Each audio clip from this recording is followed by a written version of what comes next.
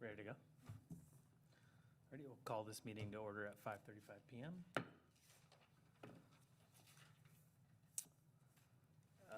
Announcement of closed session?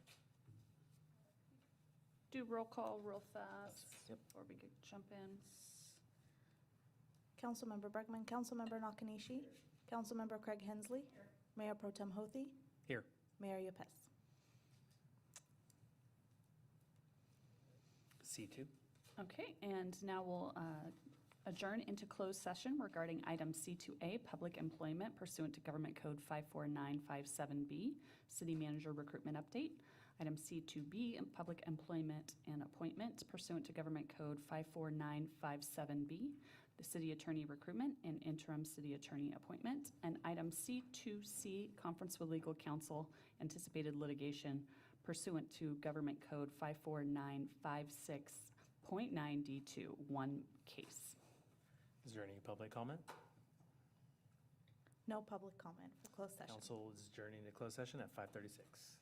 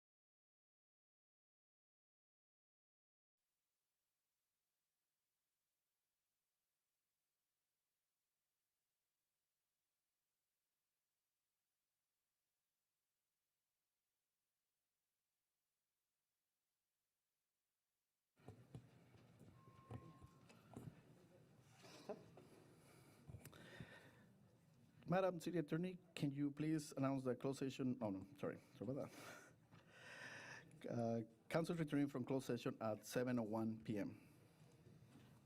City Attorney, can you please report on closed session?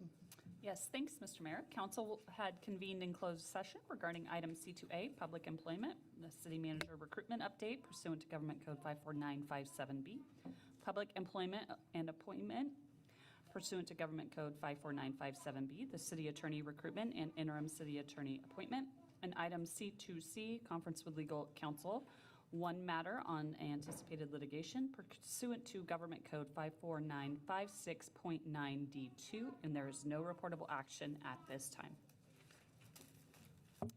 Thank you so much. So now we're gonna move to the invocation call for civil responsibility, and I would like to call Major Person of Salvation Army.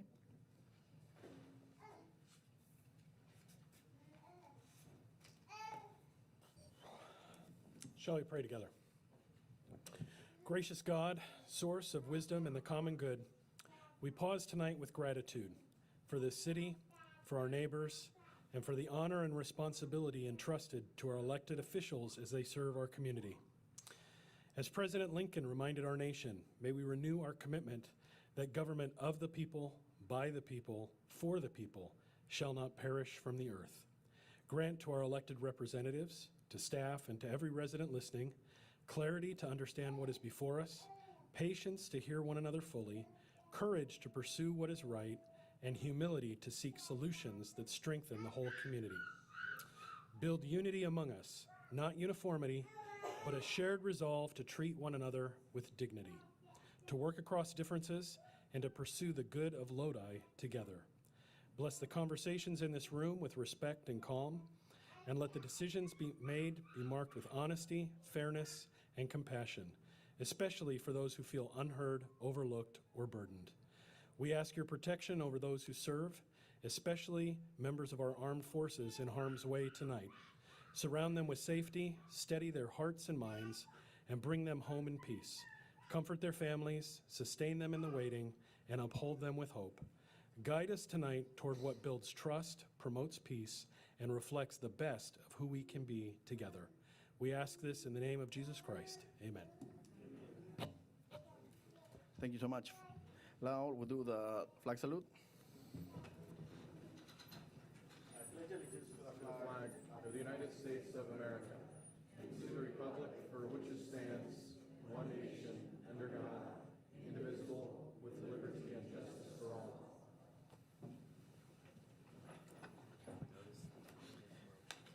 This is a regular meeting for March 18, 2026, convening at 7:04 p.m.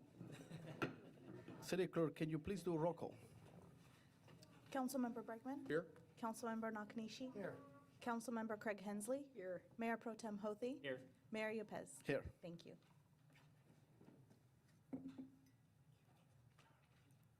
I understand that we have two presentations, one for the honoring Judith staff, health staff in the sister cities check. So first we'll do the Arts Commission proclamation.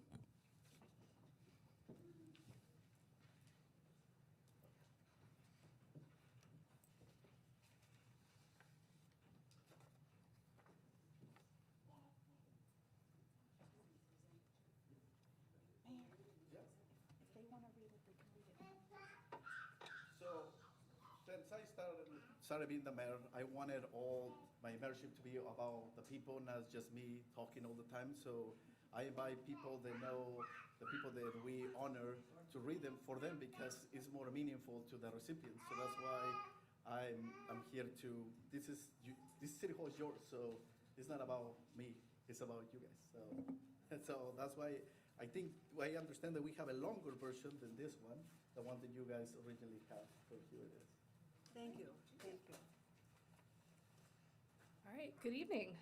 So, whereas the City of Lodi recognizes that arts and culture are essential to a vibrant, inclusive, and thriving community, enriching quality of life, fostering creativity, and strengthening community connections, women have played a vital and enduring role in advancing the arts in Lodi through leadership, advocacy, education, and service, often working behind the scenes to ensure access to meaningful cultural experiences for residents of all ages.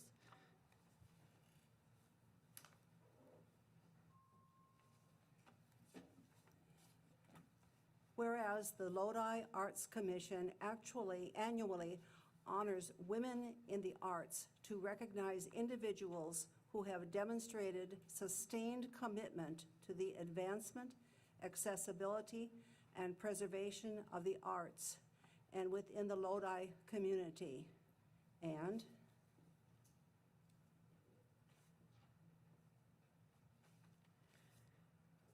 whereas Judith Halstead has demonstrated exceptional dedication to the arts in Lodi through more than a decade of leadership with the Lodi Community Concert Association, including 11 years as president of the board of directors, helping guide an organization with roots dating back to 1946.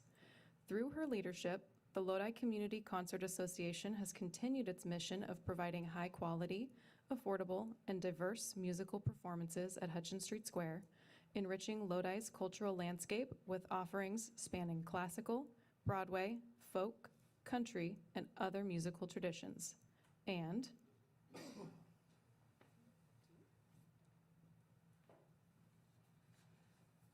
whereas Judith Halstead has championed arts education and youth engagement by supporting annual student concert programs that bring live musical performances to approximately 800 4th, 5th, and 6th grade students from Lodi schools, as well as supporting performing arts scholarships for graduating high school seniors pursuing higher education in the arts. Her commitment to community partnership building has strengthened connections between the arts and local service organizations, schools, historical institutions, and community groups, ensuring the arts remain accessible, relevant, and resilient, even during periods of significant challenge, such as the COVID-19 pandemic. And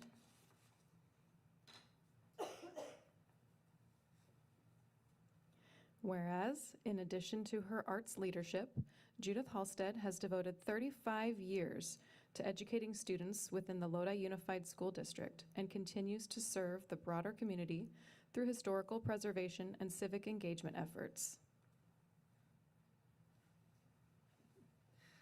Now therefore, be it resolved that Ramon Yepez, Mayor of City of Lodi, on behalf of the City Council, does hereby recognize and honor Judith Halstead as the 2026 Women in the Arts honoree, celebrating her outstanding leadership, service, and lasting contributions to the cultural life of the Lodi community.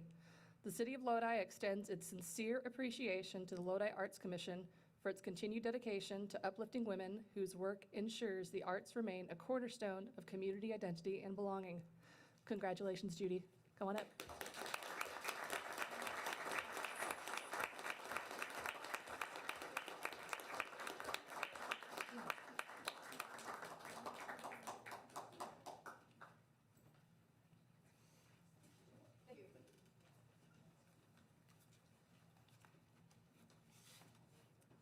Good evening. I am Judy Halstead, President of Lodi Community Concert Association. I thank the Lodi Arts Commission honoring women in the arts during this Women's History Month. And I can only accept this proclamation if members of my board of directors are here with me. We also have men on our board, and they're out there, and we really appreciate them also, but this is honoring the women, and I'm greatly appreciative of all of them.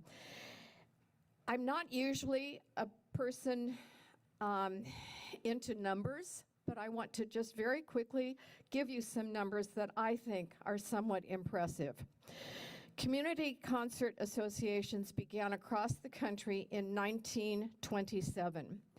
Founded in 1946, Lodi Community Concert Association is now entering its 80th anniversary, which means with 5 concerts a year, we will soon have provided 400 affordable, wonderful music presentations to people in the Lodi area. We have a board of directors of 18 people. Their combined years of community service add up to about 325 years. Last Thursday evening, I'm sorry, this is now making me a little nervous. Last Thursday evening, 55 Bear Creek High School musicians, jazz and symphonic bands, performed beautifully with our saxophonist guest star, Rob Verdi. And the next morning, he performed again for about 750 Lodi Elementary students. 19 years ago, you like my numbers so far? Good numbers, aren't they? 19 years ago, Bob Johnson, who was mayor at that time, gave a proclamation for the Lodi Community Concert Association, which I found in our archives. That's for the association. Now, here we are in 2026. Chanticleer, a 13-member men's a cappella choir, performed here in 1986 before they became world famous. My last number I'm going to give you is 2. That's for May 2nd. May 2nd, Chanticleer is coming again. Different singers, of course. That was a long time ago. It's going to be an absolutely fabulous concert. We want you all to join us and enjoy the music. And I hope in 20 more years, we'll still be Lodi Community Concert Association bringing music to the community. I really want to thank the Lodi Arts Commission, my board of directors, the women and the men, my family, Joel and Adrian, who are here, my sisters, Mary Jane East and Susan Brunton, the Lodi City Council. I really appreciate your time, and continue supporting the arts in Lodi, whether it's visual, musical, plays, speech. Support the arts for the youth in Lodi, because the mission, one of our missions, is instilling it in young children. And we're trying to do that. You do it too. Bring them to a concert. Thank you so much. I appreciate your time listening to me, and I appreciate all of these people. Thank you.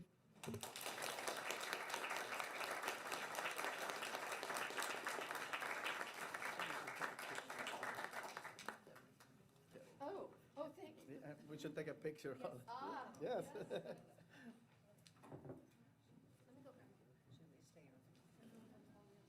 I? Look at this. Great.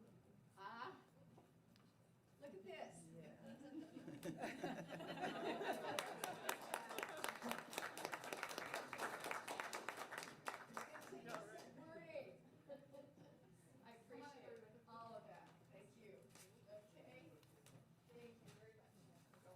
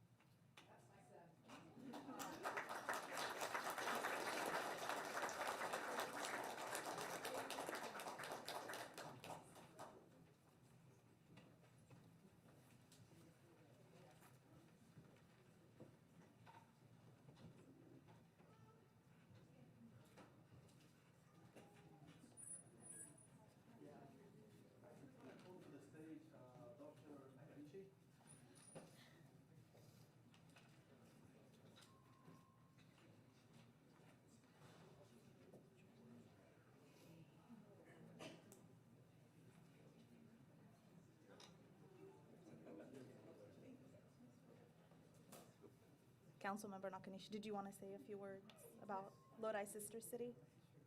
I can hold it for you. Last year, we had some surplus, so they gave each of our city council members $20,000 to give to a nonprofit. And my portion, about $15,000, went to the Sister City Committee for their work at the Lodi Park. I gave $5,000, I didn't, the city gave $5,000 to the Boys and Girls Club.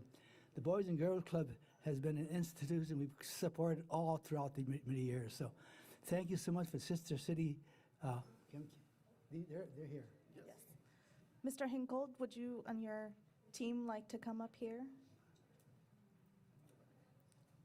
Bill, will you say a few words?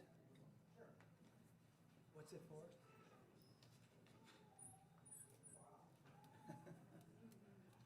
Yeah, I'm Bill Hinkle, president of the Lodi Sister City Committee, and the city has a lot of commissions and committees. We are a member of the city indirectly, being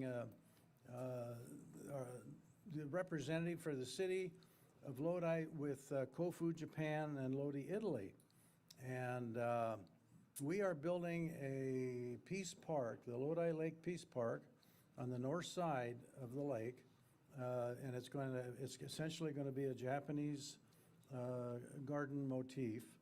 And I really was approached by Councilman Nakanishi and Councilwoman Lisa Craig about this because we needed money to complete the project. We're spending a considerable amount of money, and it's just a joint effort with the Parks and Recreation Department and Tree Lodi. And if possible, we could use the Youth Commission youths. And it just gives me, I'm just thrilled, and the committee is, that we were able to secure this grant to assist in the construction of that park. And the city of, the mayor of Kofu, Japan is aware of this project and is asked to be updated as we progress. So, Councilman Nakanishi, thank you so much. And City Council, thank you so much. And I guess, Mayor? Yeah,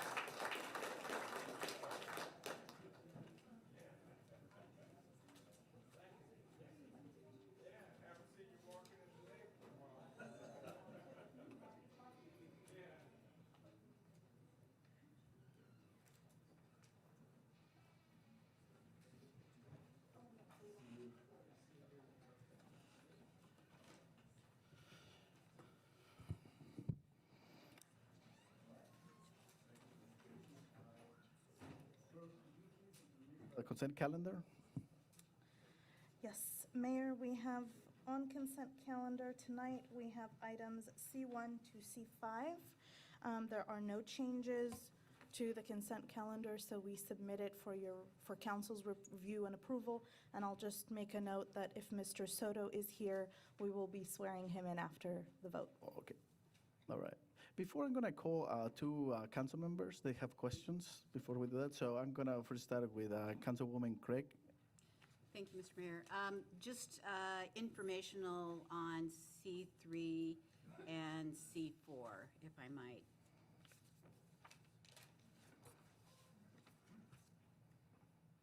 I can go ahead. And now Mayor Pro Tem Hoti. C4, same. Yep. Okay, perfect.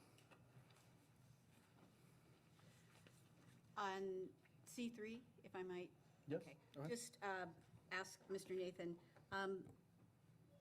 the repair services, which building, and are we really looking at something where we may need down the road to look at some roof replacements on some of the properties? Because I know that's the thing always, we repair, and then it gets to the point like, we had to do with Hutchins Street, and that is replace it. So can you kind of give me an update on that? Yeah, so this contract is really the repair side.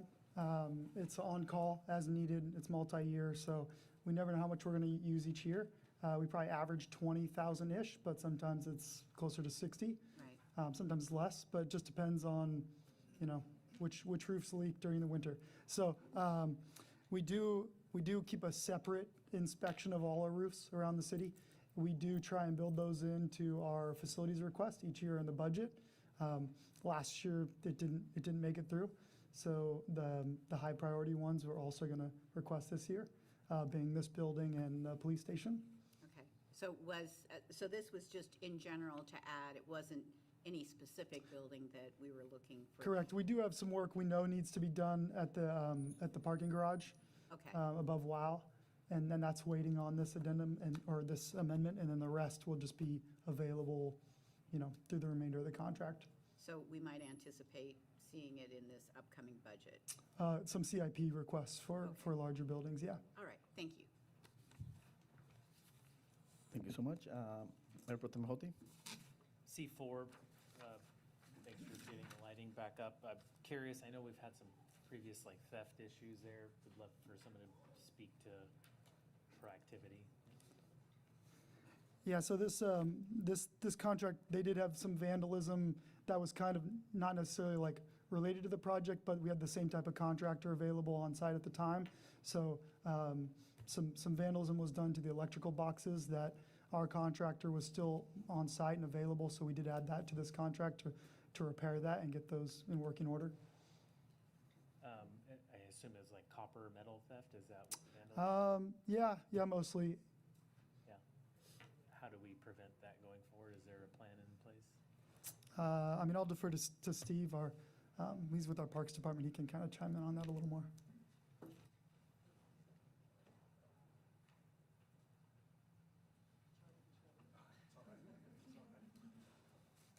Mayor, council member Steve Ray, I'm your park superintendent.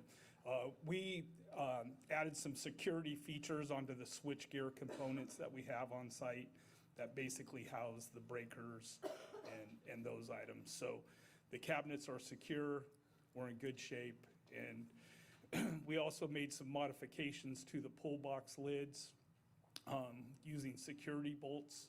So not a random socket can be used to remove the lids. So we're up and running. The Bobs are out there nightly with practice, and next Monday is opening day for the Bobs, so they'll be ready to go. So I wanted to follow up on that because I think this was a lot of money we had to piece together, and some people gave up money for their improvements to make this all happen. So one of the things I want to say is we should be celebrating this. And, I think that our PIO can do a great job. Nancy can get out there, take pictures of opening night, and we need to celebrate this and get this out to the community because it was an issue with the Bobs, obviously, but it was an issue of public safety as well. Yeah. And I think we've all come together to make this happen. So really appreciate that we have the opportunity, even on consent, to approve the improvement, Yeah. but let's celebrate it Yeah. because it's a great win for us. It's a huge win, especially for the youth out there. Yeah. The lighting is unbelievable.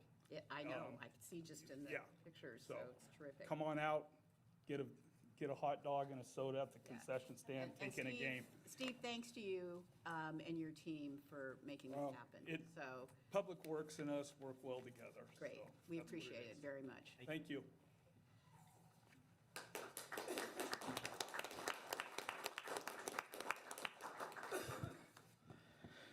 Thank you so much. Will any member of the public would like to pull an item of consent? Seeing none, I will entertain a motion. I'll make the motion. Second?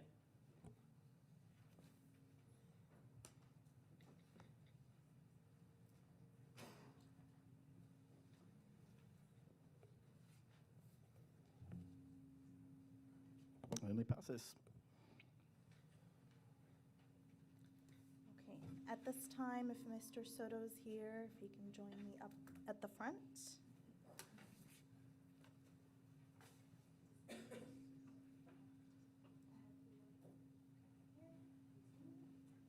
Gonna have you raise your right hand and repeat after me. I solemnly swear that I will support and defend the Constitution of the United States and the Constitution of the State of California against all enemies, foreign and domestic, that I will bear true faith and allegiance to the Constitution of the United States and the Constitution of the State of California, that I take this obligation freely without any mental reservation or purpose of evasion, and that I will, well and faithfully, discharge the duties upon which I'm about to enter. Upon which I'm about to enter. Congratulations.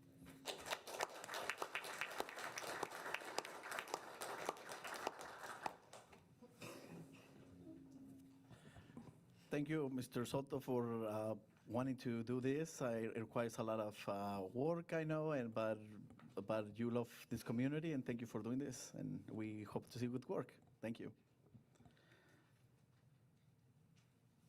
All right. So now we're going to move to non-agenda public from non-agenda items.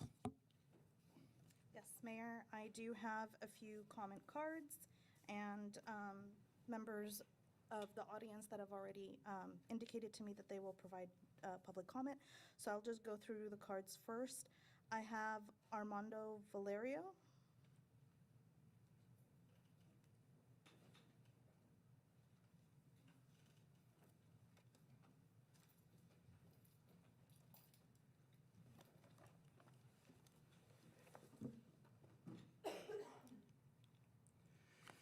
Good evening, Mayor Yepes and Pro Tem Hothi and council members. My name is Armando Valerio. I'm a Delta College trustee. I represent District 5. I came here before you guys before to kind of explain my district and such. This time, I just want to give you a budget snapshot of our Measure K, because I'm not sure if you're abreast of what's currently happening, but we've broken it down into 2 phases. Our first phase, we're going to have Mountain House on there, Public Safety Center here, EVOC in Lodi, an energy efficient project that we're going to have at Delta College, and also a technology project as well.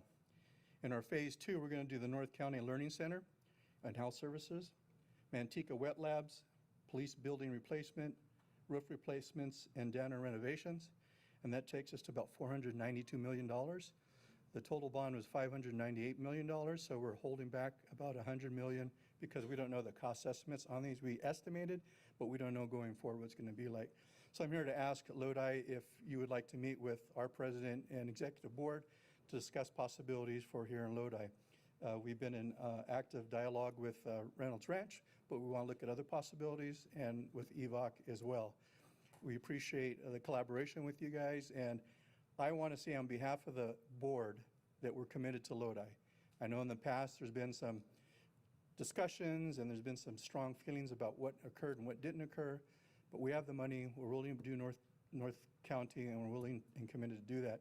And me especially, since I have District 5, which goes into Calaveras County. Calaveras County is a straight shot here to Lodi compared to going to Stockton. So we are committed.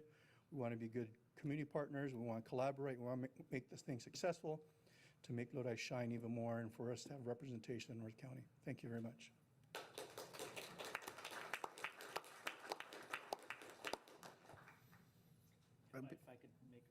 Yeah, me too. I want to ask a question. Yeah, can we ask a question to the trustee? Mr. Valerio?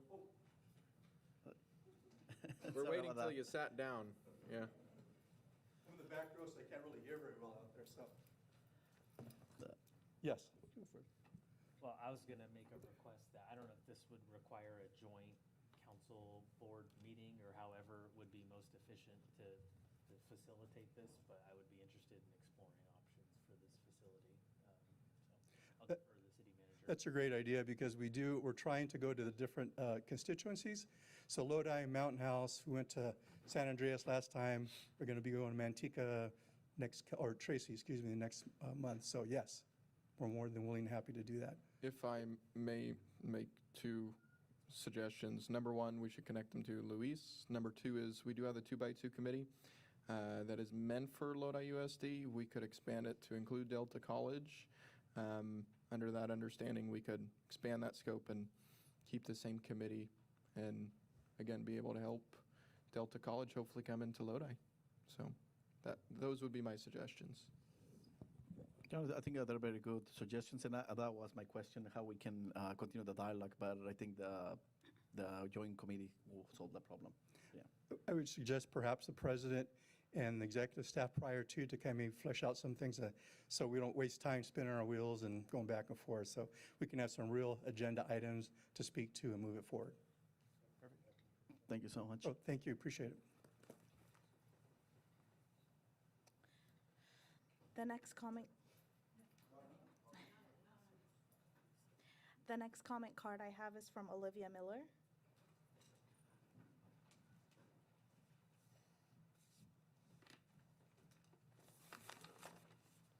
Hi, City Council. Okay. Okay. Hi, my name is Olivia, and I work in downtown Lodi. I'm here representing workers who are being ticketed while simply trying to do their jobs working downtown. Right now, employees working long shifts, like in restaurants and salons, just to give a couple examples, are being forced to constantly move their cars or risk getting ticketed. There are not enough realistic parking options for us downtown employees. We are being asked to support the city through taxes and tickets while not being provided with adequate infrastructure to work without being penalized. It's unfair. I'm currently gathering signatures from other downtown workers facing the same issue, which is not isolated. I also wanted to address a few concerns I've heard back. First, the parking garage near Lodi Stadium is often suggested, but that's not a realistic or safe solution. Many of us get off late at night and are expected to walk long distances alone. That's a safety concern. That's not an inconvenience. Second, I've heard that some parking is privately owned and the city can't control it, but regardless of ownership, workers are still being ticketed in public areas without being given proper alternatives. We are still being impacted and we still deserve representation and a solution. Third, the current permit system itself is flawed. In many areas, the signage says permit parking or 3-hour parking, so workers are being asked to pay for a permit that doesn't actually guarantee them a spot. It's essentially shared with public parking. That makes the permit feel redundant and unfair. I'm asking for two things: a temporary pause on ticketing for downtown while this is being addressed, and a permit parking system that actually reflects the number of workers and the reality of shifts. This is about fairness and supporting the workforce that keeps downtown running. I hope bringing this to attention can help us all work together toward a solution. I look forward to being present at future meetings to come and show my commitment to this issue. And like I said, I hope to come here instead of complaining, to come with ideas and be someone to help out this situation. I love Lodi and I want to make it a better place for everyone. So thank you very much. Thank you for your comment. Mr. Mayor. So one of the things I would say, and you can sit down, it's okay. Two things I say about this. One, we do have a downtown-specific plan. There are some opportunities via that plan to address parking issues. I do think that this is where I come back to, Mayor, you understand my point about the importance of the committees. Mr. Soto was brought on tonight. This is an issue I think you should take to the Lodi Improvement Committee. What I look for is discussions at those committee levels to bubble up with solutions or ideas or action items that council can consider. So that is where I think you have the opportunity to start a discussion because it is something that is of concern. I've heard it expressed from other business owners. We have been through this parking issue, I don't know how many times, but we need to figure out in what way we can accommodate businesses downtown, the employees downtown, in a way that meets their needs, but importantly, the customers' needs too. So, all right. Thank you. No, I just say, take it to the Lodi Improvement Committee, and hopefully we'll hear back from them. Is there someone I can talk to after about how to go about that? Yes. Your city clerk. And also two members, not to put them on the spot, are here today, so they can raise their hand. So, yeah, they're right there. All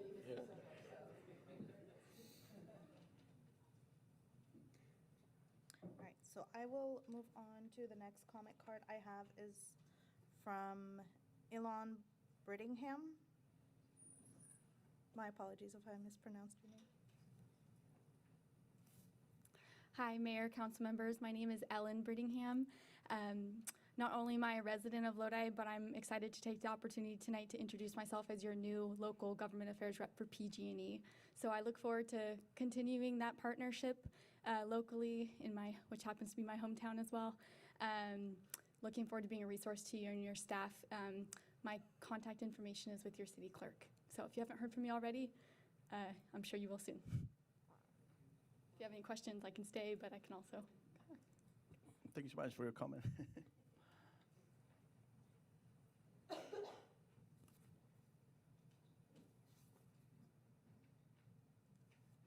The next comment card I have is from Katha Pfister.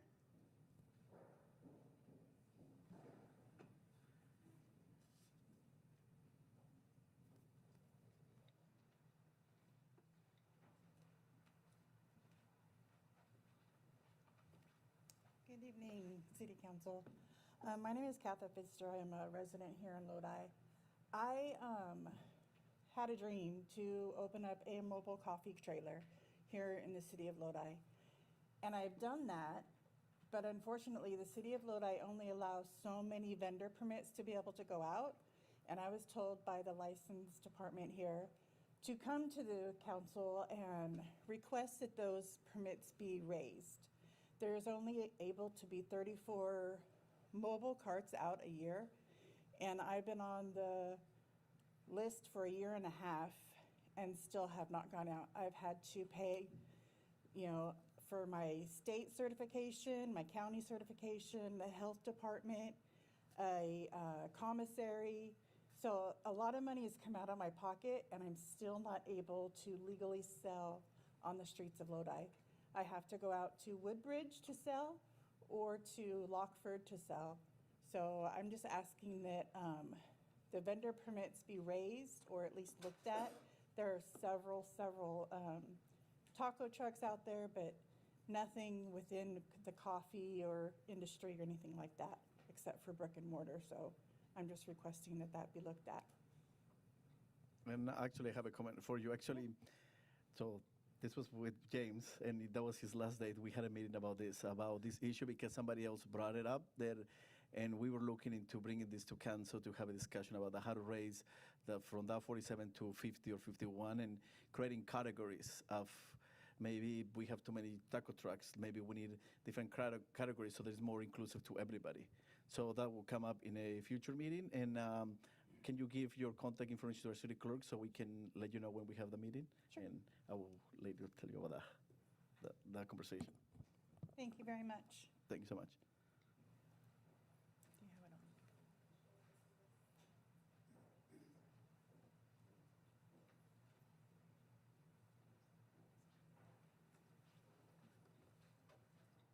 Okay, Mr. Dutra.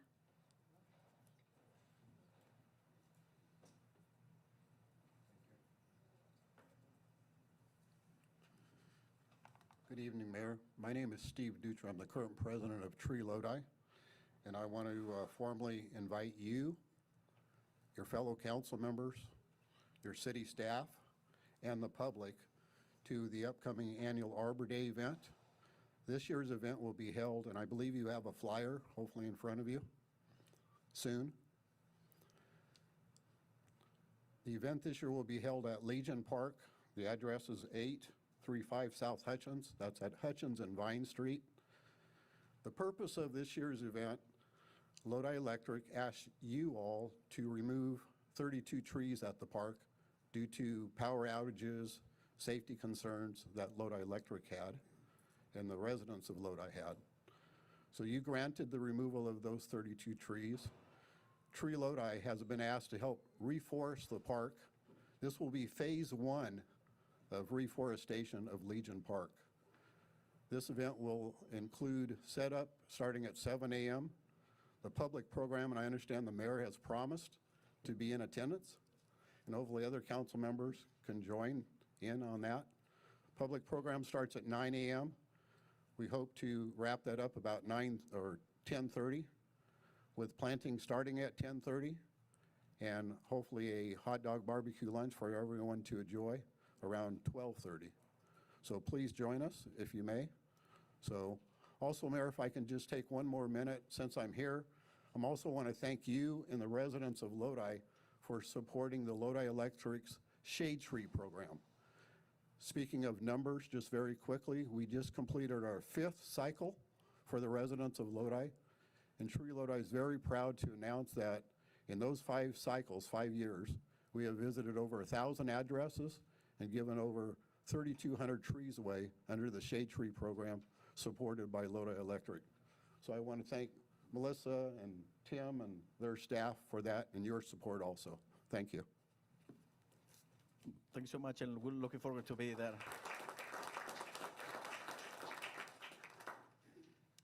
Mayor, that was all the comment cards I have, but you're welcome to open it up to the audience if anyone wants to submit. Yeah, we'll open it to the audience if anyone wants to comment on non-agenda items right now. Yes. Hi, Mayor. Hi, Council. I am Hugo Gutierrez. I live at River Point Community. The reason I am here is a construction project has just started or begun within our facility, and there was just a failure of outreach to communicate on the HOA association-owned property and what that would look like. Last week, a mailer or a flyer was set on our doorsteps to anticipate the construction and the duration, but we requested a meeting for this week, Tuesday, not anticipating any construction to begin, to have a conversation about what restoration looks like, what impacts look like, noise, work hours, things of that nature. Unfortunately, when we showed up for the meeting, they'd already broken ground. So we were unaware of that. So we've had some communication and back and forth, but what we would like as the community, because we have to restore and maintain out of our pocket for that community, at least a say in what that restoration is going to look like ultimately. So I'm hopeful that somebody, our representative, I believe that's you, Lisa, in that region. So it's the Stormwater Phase 5 project, and currently it is on River Point property. You do have a utility easement that allows you to do this work. We just wanted to be part of the conversation prior to construction, just to address our concerns from all of our residents within the community. Can you tell us where River Point is? We are off of Turner and Sacramento Street, just kind of kitty corner of the gas station there. Yeah, we are a gated community of 40 homes. Perfect, thank you. Yes.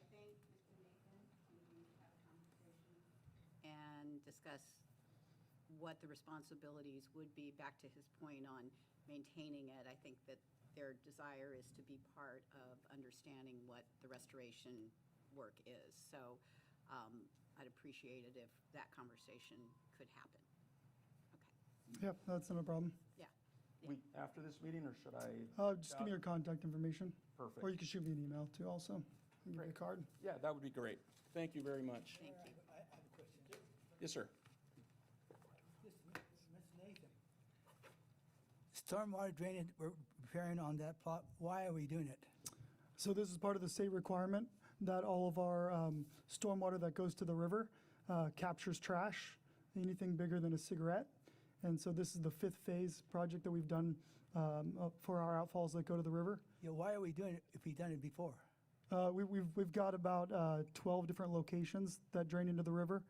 And so this is one of them. So this is the 5th phase of that project where we're kind of doing one outfall per year. are you changing it or revising it or? So basically, it's like a big manhole that gets dropped on the existing line that captures the trash, and then our streets department, our stormwater department, they go and pull it out periodically so it doesn't end up in the river. All right, thank you. May I? So this unit, it's not intrusive in the sense that it's a big real estate. It's within a 12 by 12 region. But you do have heavy equipment that's traveling on that, so there's some scarring that's actually occurred now.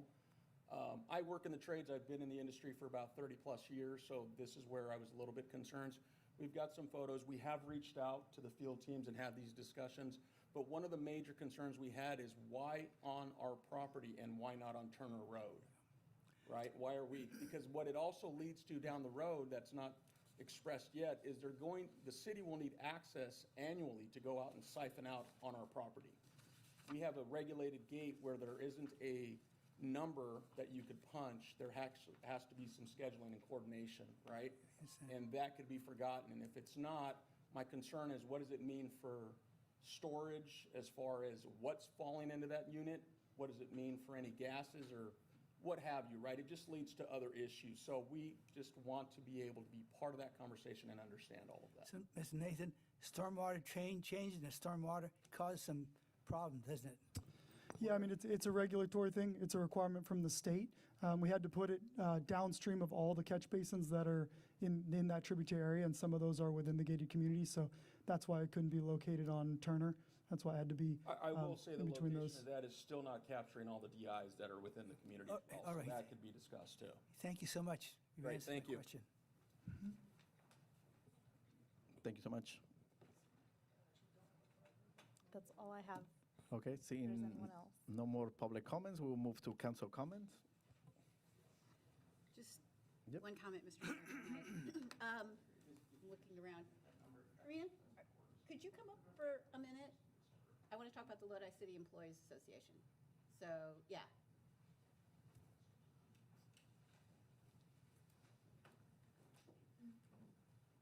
Have I got this right? Yeah. Okay. I just wanted to point out, I had the privilege of, on behalf of the mayor, being at the LCA meeting. And I just wanted to put information out there about the 4 individuals, because, you know, we don't get to hear, and the public doesn't get to hear about those employees who get quarterly recognized, right? It's kind of an internal thing. And I think people need to hear about that. So I just wanted to thank you all for that recognition event.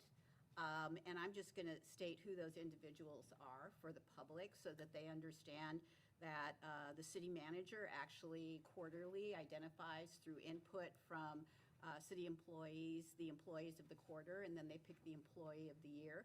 So I just want to put out there because people don't hear about it. The public doesn't hear about the work of those employees. So Becky Hill is a police records supervisor in the police department. Justin Delgado is a key account specialist with Lodi Electric Utility. Laura Gonzalez is a utility billing specialist in finance. And then Tyson Mordhorst is a senior programmer analyst in the information technology department. Those 4 individuals, amongst others, but those 4 individuals were recognized. And as it turned out, Tyson was the employee of the year. So I do want to thank the LCEA for that opportunity to get those individuals recognized. And I appreciate that the mayor allowed me to speak on his behalf in recognition of those individuals. So thank you for the work of the LCA, and thank you for those employees' recognition opportunities. So.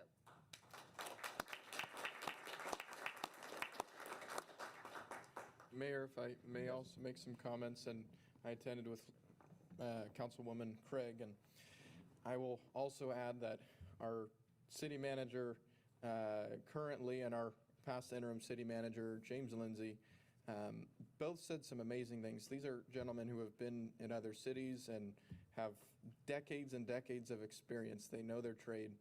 And what they said at the dinner is they've never seen anything like this. They've never seen what Lodi has as far as LCA goes in this dinner, where you have hundreds of employees breaking bread together and again, having that communion and camaraderie and everything else. And I completely agree. Lodi is a family as far as a lot of the employees go, and it should be, because I remember not too long ago, 2-3 years ago, we had a gentleman in Public Works get hit by a car and die, right? And it's not just first responders that put their lives on the line. And yes, first responders probably do put the most on the line, yes. But the entire city, to a certain extent, provides life-saving services. It's all of us together. So thank you to all the employees. And yes, I do believe here in Lodi we are special, and grateful for you. So thank you for your service.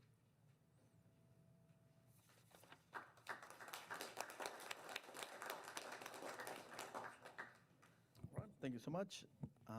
Now we will move to. I do have one more item, if that's all right. I just want to see if anyone had any other comments on LCA. So I have heard a few rumors, and I notified our city manager, police chief, I was going to bring this out, and I had a few community leaders come up to me, including one past mayor, which I won't name, but it's about certain members from other communities, some with criminal history, coming into Lodi through rehab programs, everything else. I do not know whether that is true or untrue. What I can tell you as a council member, I have requested for our city to look into it, and I have educated myself on the legality of quite a few things relating to this. And anytime anyone's on probation, they're supposed to let that city know. Okay, they're supposed to let our police department know. And so if a city, for instance, is having a rehab program and people with criminal histories are moving into that city, Lodi is supposed to be notified, okay? And what I can tell you is I'm not for gang members moving into Lodi, let alone if our Lodi PD is not being contacted. Again, I don't know if any rumors related to this are true. What I can promise you is I believe our city is on top of it, and if something is going on, we'll fight against it. So thank you. So I wasn't aware of that, so thank you for bringing that up. I'm gonna ask our city attorney about so you're saying that they're moving and they need to notify the city? That's what you have been hearing? Correct. So if they are on probation and they do move into a city, they're supposed to be notifying the Lodi Police Department.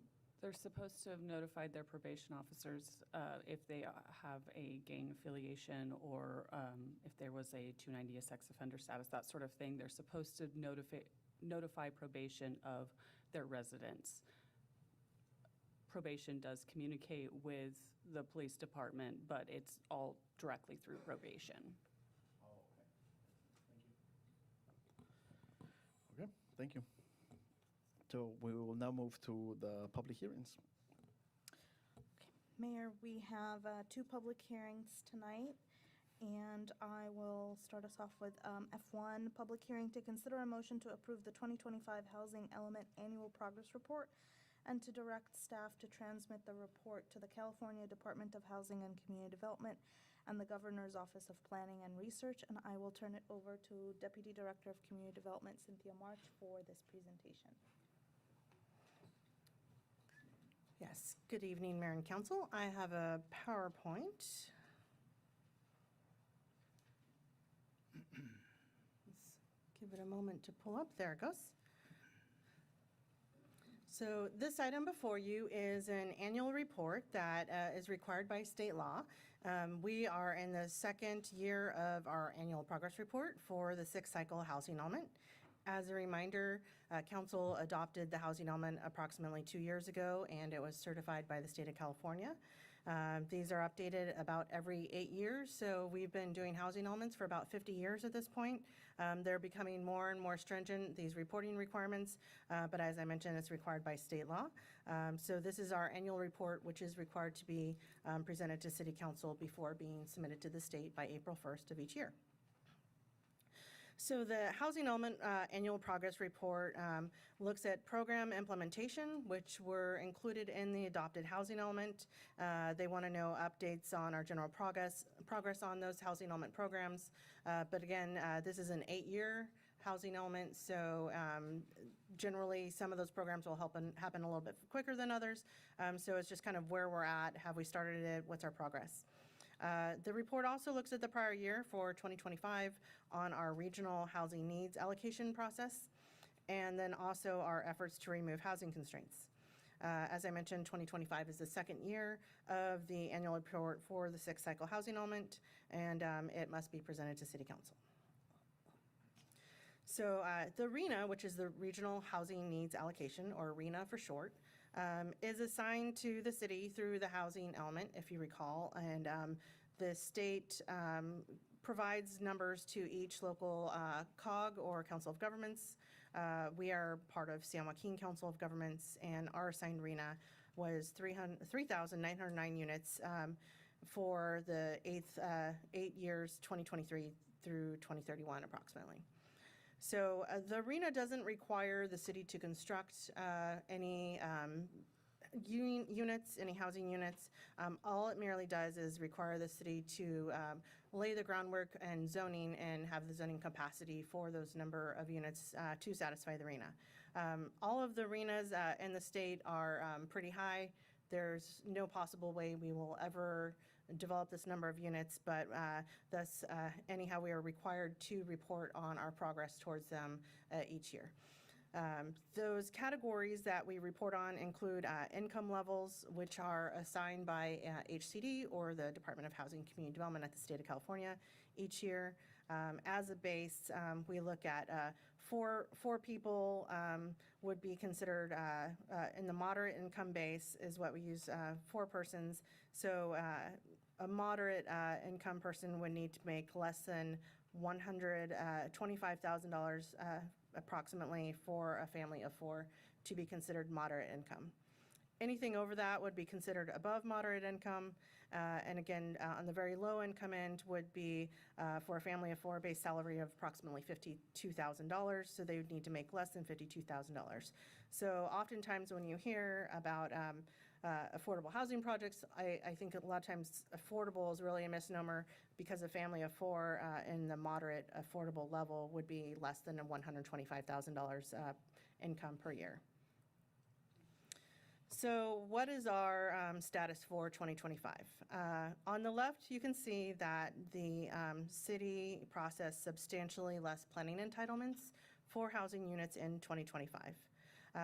The prior year, these are applications, for example, for SPARC, Site Plan Architecture Review Committee, perhaps for multifamily units, tentative maps, which could include large plan developments, or they might be SB 9 or Senate Bill lot splits.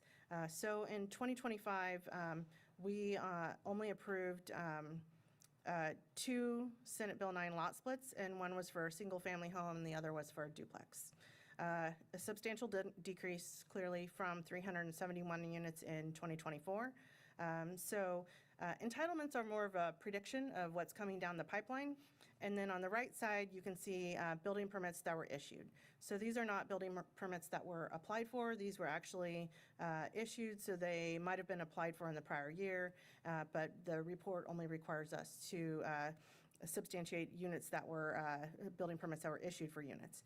So compared to 2024, we had a 63% drop in residential building permits to 2025. So 180 building permits were issued in 2024, and then in 25, that was down to 66 building permits issued. Again, we do have some entitlements that are kind of rolling forward in the pipeline for a couple of apartment projects. The Lake House Apartments and 12 West Apartments did apply for building permits, but we don't report on those in 2025. We're only reporting on issued. So those are in the cycle right now. They're being reviewed, and they will likely be issued sometime soon in 2026. So again, we'll have a jump next year in when we do the report for 2026. Here's a screenshot of the report, a page of the report, and this is usually the one that's most referred to as Table B, where we track our progress towards RHNA. You can see that 3,909 unit number towards the left, and then highlighted in green with the arrow is our 2025 units that received permits issued. Of those, 12 were accessory dwelling units and 54 were single-family homes. So we generally categorize accessory dwelling units, or ADUs, as in the moderate income category. Otherwise, we had no other permits issued for low, extremely low, very low, or low income. Again, we anticipate some additional permits kind of coming online in the next year or two. Those would include affordable units for the Salis Park Housing Project, which was previously approved in the last year or two.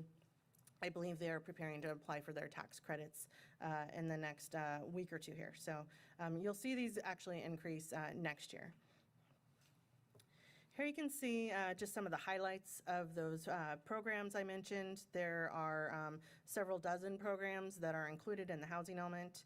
Many of these programs are required by state law, and they were approved in the housing element that you adopted in 2024. Just as a summary, we did go through last year in 2025 a rezone of about 600 parcels, and including addition of zoning capacity for about 3,000 additional units. Those were all incorporated with the housing element inventory into the city's GIS system, which you can access online on lodi.gov. Again, we're making progress towards adoption of the downtown specific plan, which will support infill and mixed-use development in the downtown. We've also been processing and continue to process phased code amendments. We have processed the first 3 phases of those, just doing some cleanup and alignment with the housing element, and we continue to work with our consultant on drafting those and bringing them to Planning Commission and City Council in incremental doses so that we don't bring you hundreds of pages at once. We're kind of chipping them off as fast as we can go. We also, as I mentioned, permitted 12 ADUs in 2025. We, a couple of years ago, received a REAP grant to apply for, and we received free pre-approved ADU plans, which we do offer at the counter. And we also have a guidebook that's being updated because ADU law changes so rapidly. The guidebook that we had received, and also we'll be coming forward with more code amendments because state law changes every year. And by the time we had the draft ready to go forward for adoption, the law had already changed, so we're now having to make changes again. So we're trying to keep up with those. We also continue partnering and funding San Joaquin and San Joaquin County affordable housing support through the Housing Authority. We did work on the Salis Park project. As I mentioned, that will be coming down the pipeline, and we are continuing to administer our CDBG funds. Additional programs, as you're aware, development of the Access Center is in full swing. We are also, as you're aware, working on the Main Street Transitional Housing Project, and those are anticipated to be online by 2026. So we will be reporting updates to those on the 2026 annual progress report. We do continue to work with proactive code enforcement, achieving 98% voluntary compliance, including graffiti abatement and continued CDBG funding of neighborhood improvements and community engagement through the Lodi Improvement Committee.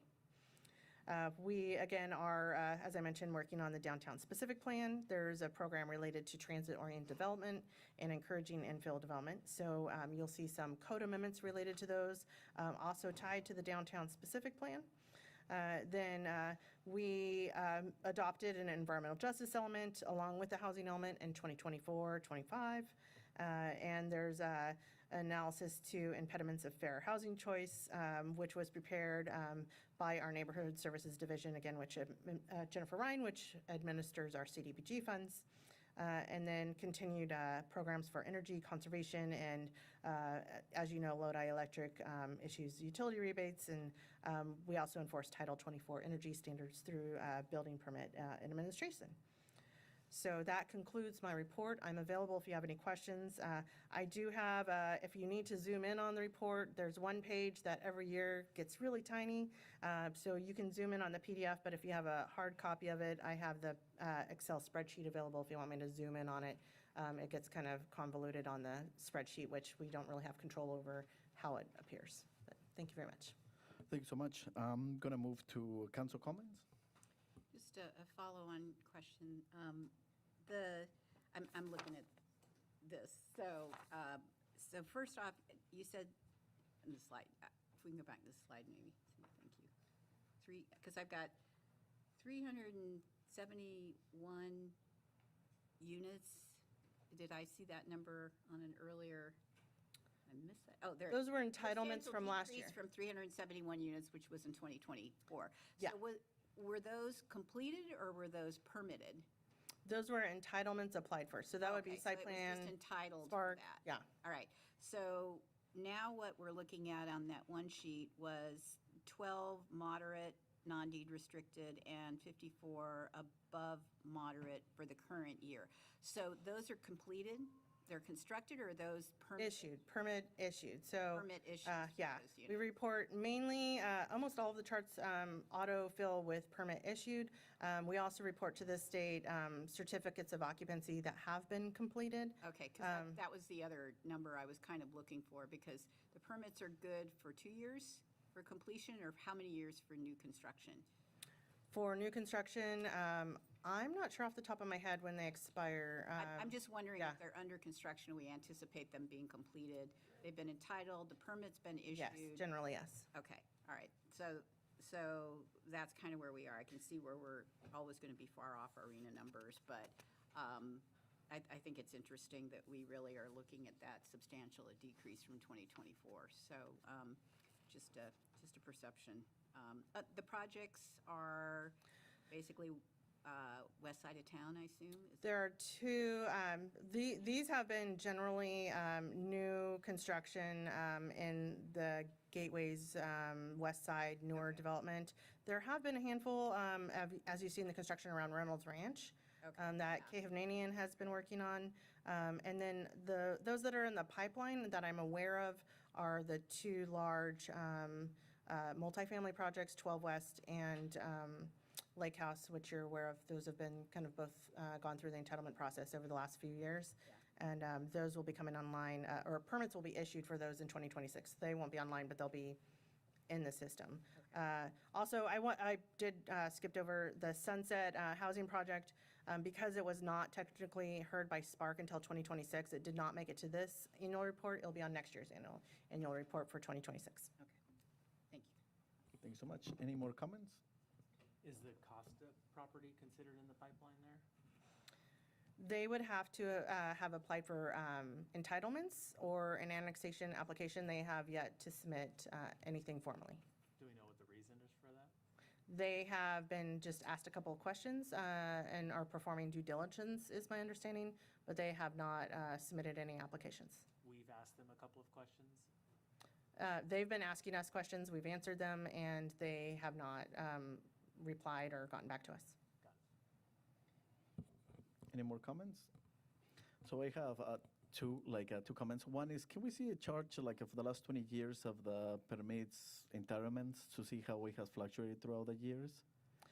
The annual reports that are submitted to HCD are reported each year. I don't know if they go back 20 years. That's pretty far. I don't know if we tracked them back then. That was before my time, but I do know that the permit system was changed over at some time and that some permit data was lost probably during that time period. But we could pull like the last APRs for the fifth cycle housing element. Those are online.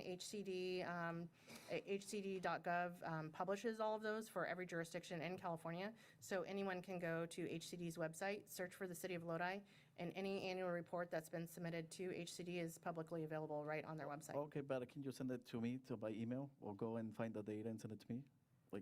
Sure, yeah. Okay. It's just a link to the All right, website. thank you. And so I have a comment for Mr. City Manager because we had a couple conversations about that we don't see here annexation of land, like for example, what Mayor Pro Tem was talking a little bit, and I have said about the west side, and I want to bring an item later that we talk about what is some of the vehicles that we can use or brainstorm how we can bring other areas of the city to the sphere of influence. And so, yeah, you want to share something? Yeah. Thank you, Mr. Mayor. So just real quickly, point of clarification on the first request. Are you looking for the data from the annual housing element report, or are you looking just specifically for simple construction permit? Simple construction. Okay. Yeah, and everything, it can involve everything. Okay, so Yeah. you just need data that shows the trend of how many Yes. permits we've issued over the past, however far back we have. Yeah, however we far, yeah. Show the trend of how permits have been fluctuating year over year. Yes, that's correct. As far as the annexation request, that's certainly something that I intend to talk to you about as part of perhaps probably a brief revisitation of your strategic plan as it relates to the budget process. Because in order to, explore the annexation element a little bit further, we do need to get some direction from council. We do need to, talk about the need to allocate resources to that. Unfortunately, the annexation process is a pretty involved one that requires a variety of different resources. And so we'll just need to have that conversation about how you want us to prioritize that going forward. But we'll certainly come back to you with that conversation. Much. Any more council comments? Dr. Nakanishi? No. Oh, no. I move for the vote. I need to first open the public hearing. Yeah. So I will open the public hearing at 8:11 p.m. City Clerk, do we have any public comments? Okay. Then I will invite the public if you would like to speak on this item. Seeing none, I will close the public hearing at 8:11. Any final council comments? I'll make a motion. Second?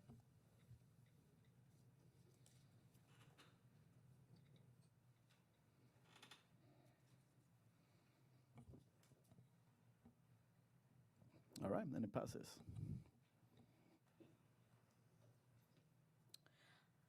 Okay, F2 is our second public hearing of the night, and it's to consider resolution adopting pre-approved Proposition 218 Consumer Price Index-based annual adjustment to rates for solid waste collection. And I'll turn it over to our Public Works team to take this presentation.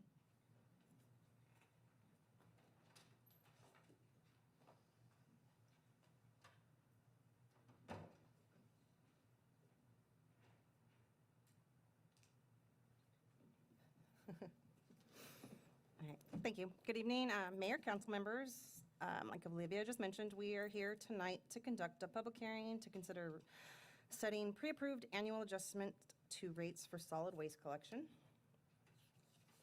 Just a quick overview of tonight's slides. First, a review of the contractual rate adjustment language contained in the agreement with Waste Management, followed by a review of the rate adjustment factor, the North County landfill gate fee component, the average residential monthly rate change, and a comparison of local rates and the recommended action for tonight. And as stated in Section 10B and 10D of the current contract with Waste Management, solid waste rates are to be adjusted annually on April 1st of each year. The contract allows for rates to be adjusted by 80% of the annual change in the Consumer Price Index, plus an adjustment for extraordinary increases such as landfill fees, fuel and energy costs, and changes in applicable laws. And here's the CPI rate adjustment factor for the rate adjustment. The annual change in the CPI from 2024 to 2025 was 7.588 points, or 2.178%. 80% of this change at 1.742%, which is the first rate adjustment factor being requested by Waste Management tonight. The second factor of the rate adjustment request is the North County landfill gate fees, which will be unusual for 2026. This year is actually a decrease in the gate fee. The price per ton went down from $49.76 to $40.64 a ton, a decrease of 18.33%. But in the calculations, the percent effect on the requested rate increase is a decrease of 1.558%.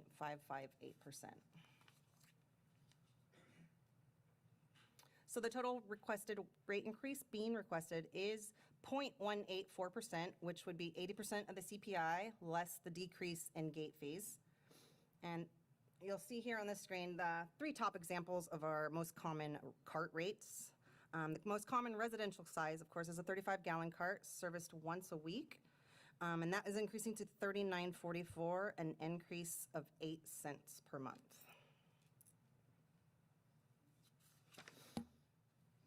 And this next slide is just a quick comparison of surrounding cities and the rates charged for their collection service.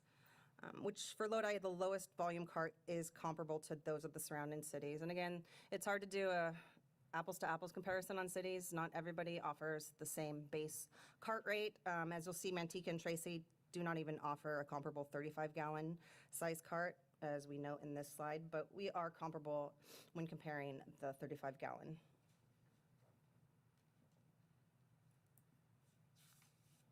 And tonight's recommended action is to adopt a resolution setting pre-approved Proposition 218 Consumer Price Index-based annual adjustment to rates for solid waste collection. And before we entertain comments, we do have representative from Waste Management and staff to answer, but I just wanted to formally introduce Beatrice Delgado. If you've been into City Hall before, she was previously our senior admin clerk, so you've probably gotten some great customer service from her. But in October, she was promoted to our vacant analyst position, so she will be your new point contact for all things solid waste and recycling. Her contact information is on the screen for your reference, but I just wanted to formally get her in front of you guys tonight and introduce her. And with that, we can answer any questions. Thank you so much. Council comments? Just one question. This is residential only, commercial? No, it's residential and commercial. It's residential and commercial? Yes. Okay, so it's the same rate structure? Yes. All right, thank you. Seeing no more council comments, then I'm gonna open the public hearing at 8:17 p.m. City Clerk, do we have any public comments? Okay, seeing no comments, then I will entertain a motion. So moved. Mr. Mayor, can you close the Oh, public yes, hearing? sorry.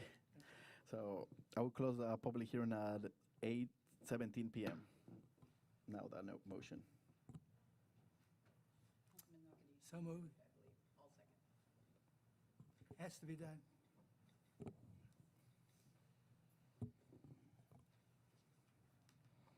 Okay, and it passes. So now we are gonna move to our regular calendar.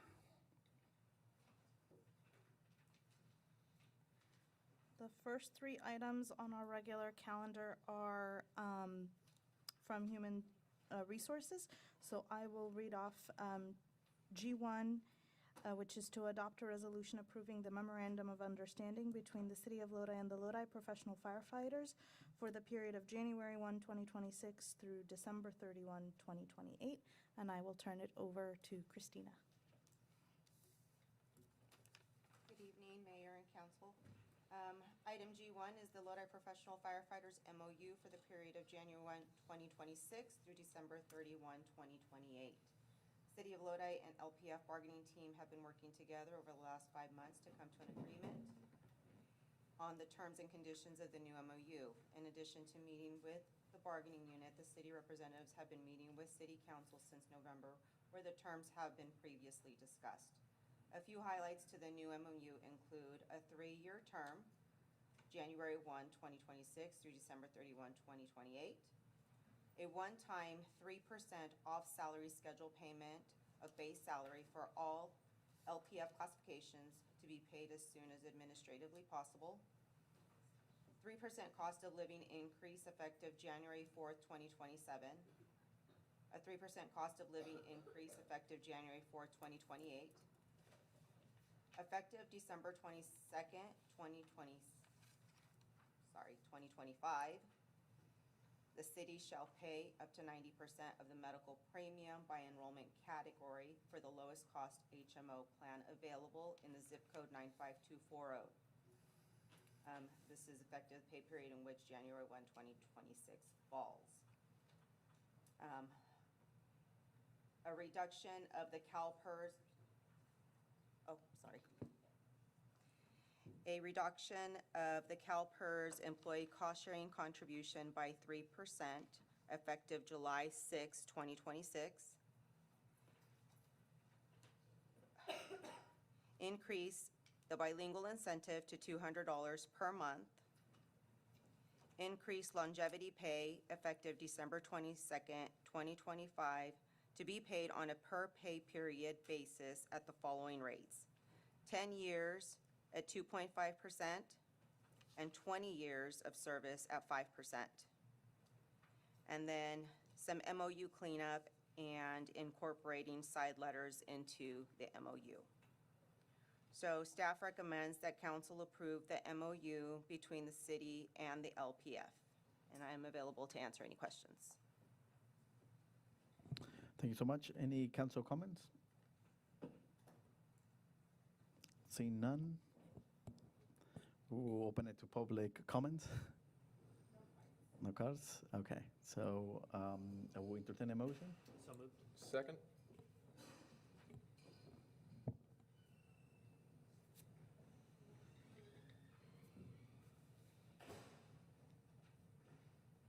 That was pretty quick, Mikey, I gotta say. And it passes. So next item. Next item is also Human Resources. It's to adopt a resolution approving the memorandum of understanding between the City of Lodi and AFSCME General Services for the period of January 1, 2026 through December 31, 2028. Okay, so for the AFSCME Maintenance and Operators MOU, a few highlights of the MOU include, once again, a 3-year term, January 1, 2026 through December 31, 2028. A one-time 3% off salary schedule payment of base salary, oh, sorry, that's the wrong page. My apologies, and I have a typo on my script. So one item is for, so G2 is for general services, and then G3 is for M&O.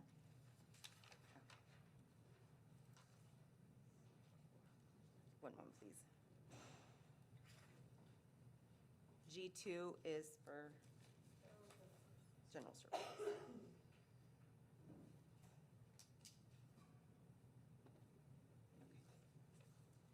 So for general services, the highlights include the 3-year term, same period of time, January 1, 2026 through December 31st, 2028. The one-time 3% off salary schedule payment of base salary for all general services classifications to be paid as soon as administratively possible.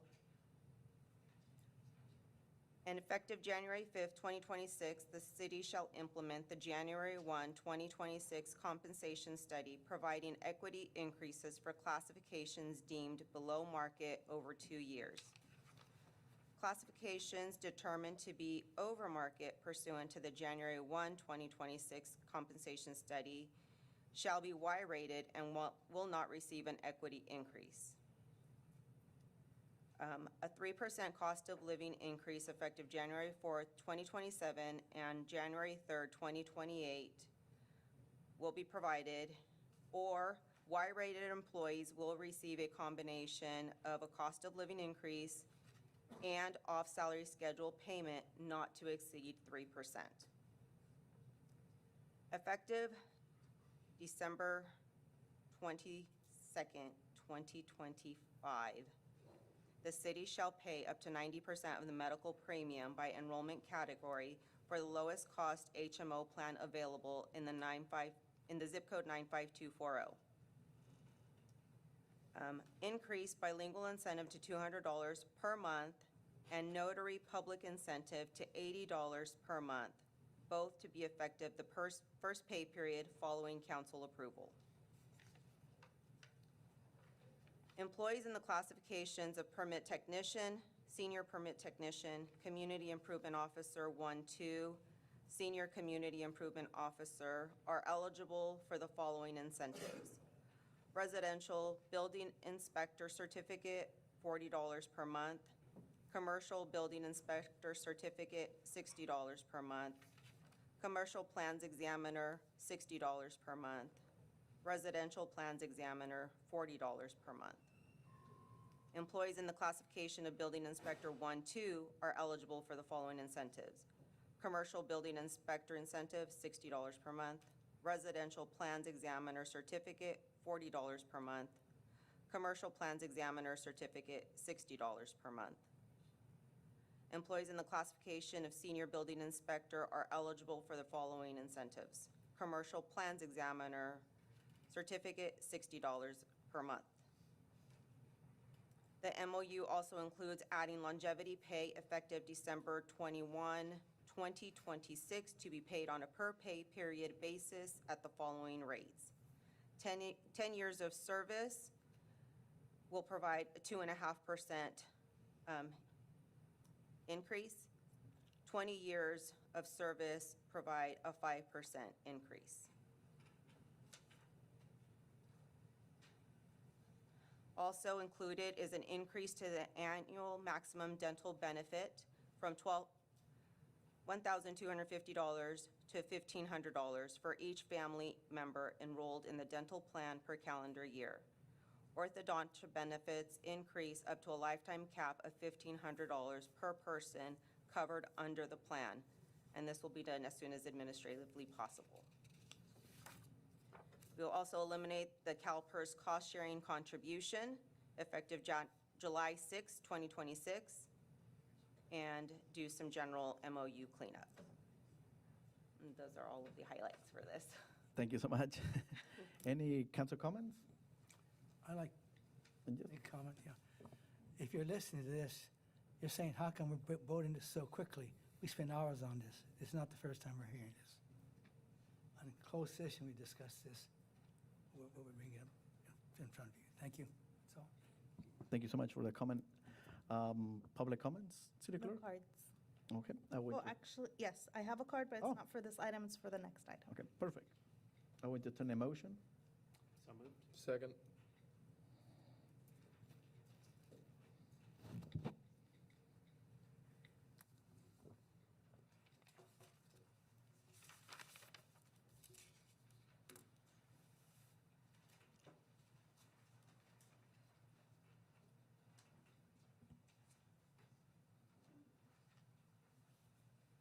All right, and then the last item for Human Resources, item G3, is to adopt a resolution approving the memorandum of understanding between the City of Lodi and the AFSCME Maintenance and Operations, or MNO, for the period of January 1, 2026 through December 31, 2028.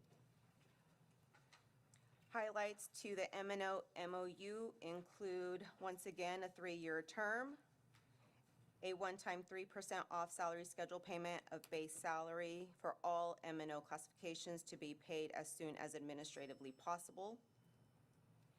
Effective January 5th, 2026, the city shall implement the January 1, 2026 compensation study by providing equity increases for classifications deemed below market over a 2-year period. Classifications determined to be over market pursuant to the January 1, 2026 comp study shall be Y-rated and will not receive an equity increase. 3% cost of living increase effective January 4th, 2027 and January 3rd, 2028, or Y-rated employees will receive a combination of a COLA and off-salary schedule payment not to exceed 3%. Effective December 22nd, 2025, the city shall pay up to 90% of the medical premium by enrollment category for the lowest cost HMO plan available in the zip code 95240. An increase to bilingual incentive to $200 per month, and an increase to education incentive pay to $50 per month, up to a combined maximum of $250 per month.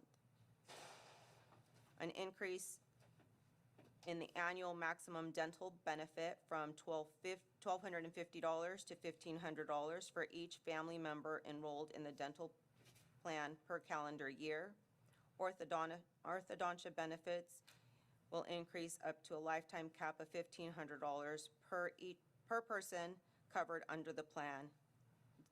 This will be done as soon as administratively possible. And elimination of the CalPERS cost-sharing contribution effective July 6, 2026, and general MOU cleanup. And those are all the highlights. Thank you so much. Council comments? Seeing none, now we're going to go to public comments. Yes, Mr. Miller?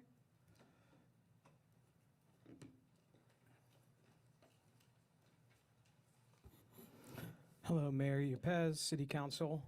My name is Jeremiah Miller. I'm the business agent and union representative for the AFSCME members here in the city of Lodi in the general services and maintenance and operators bargaining units. As we know, our bargaining units are complex. We have lots of various positions in them. It's not as straightforward when we implement a comp study or something like that as some other bargaining units. But we would like to show appreciation for the work that was done between the City of Lodi and the AFSCME bargaining team during this last round of contract negotiations. Also, although the process was a bit different than we were used to, we feel that we were able to work together towards contracts that made sense and will hopefully move us forward in our efforts to recruit and retain the best employees. I would also like to show appreciation to the AFSCME bargaining team who put in a lot of work on their own time, but were very dedicated to the process and working towards a fair contract. Several of them are here tonight for our general services contract. We have Carrie Chadwick, we have Tanya Hansford, we have Karina Del Barba, and Yanette Gomez. For our maintenance and operators team, it was Thomas Rodriguez, Thomas Gabriel, George Agnew, Luis Gomez, and James Prenti. It took their time, dedication, and insight to get us here tonight.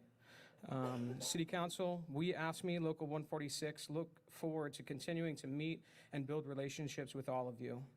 Thank you for your time and taking action on these items. We appreciate it.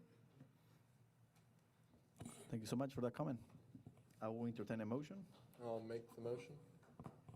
Second.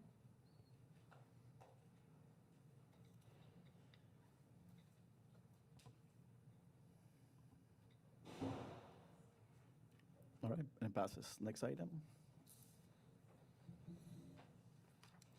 Mayor and Council, item G4 is an electric utility item. It's the fiscal year 2025-2026 electric utility quarterly financial update report, and I will turn it over to Assistant Director of Electric Utility. Good evening, Mayor and Council. This item typically resides on the consent calendar for you folks. It made it to regular calendar this time around. You have the complete packet, report in your packet.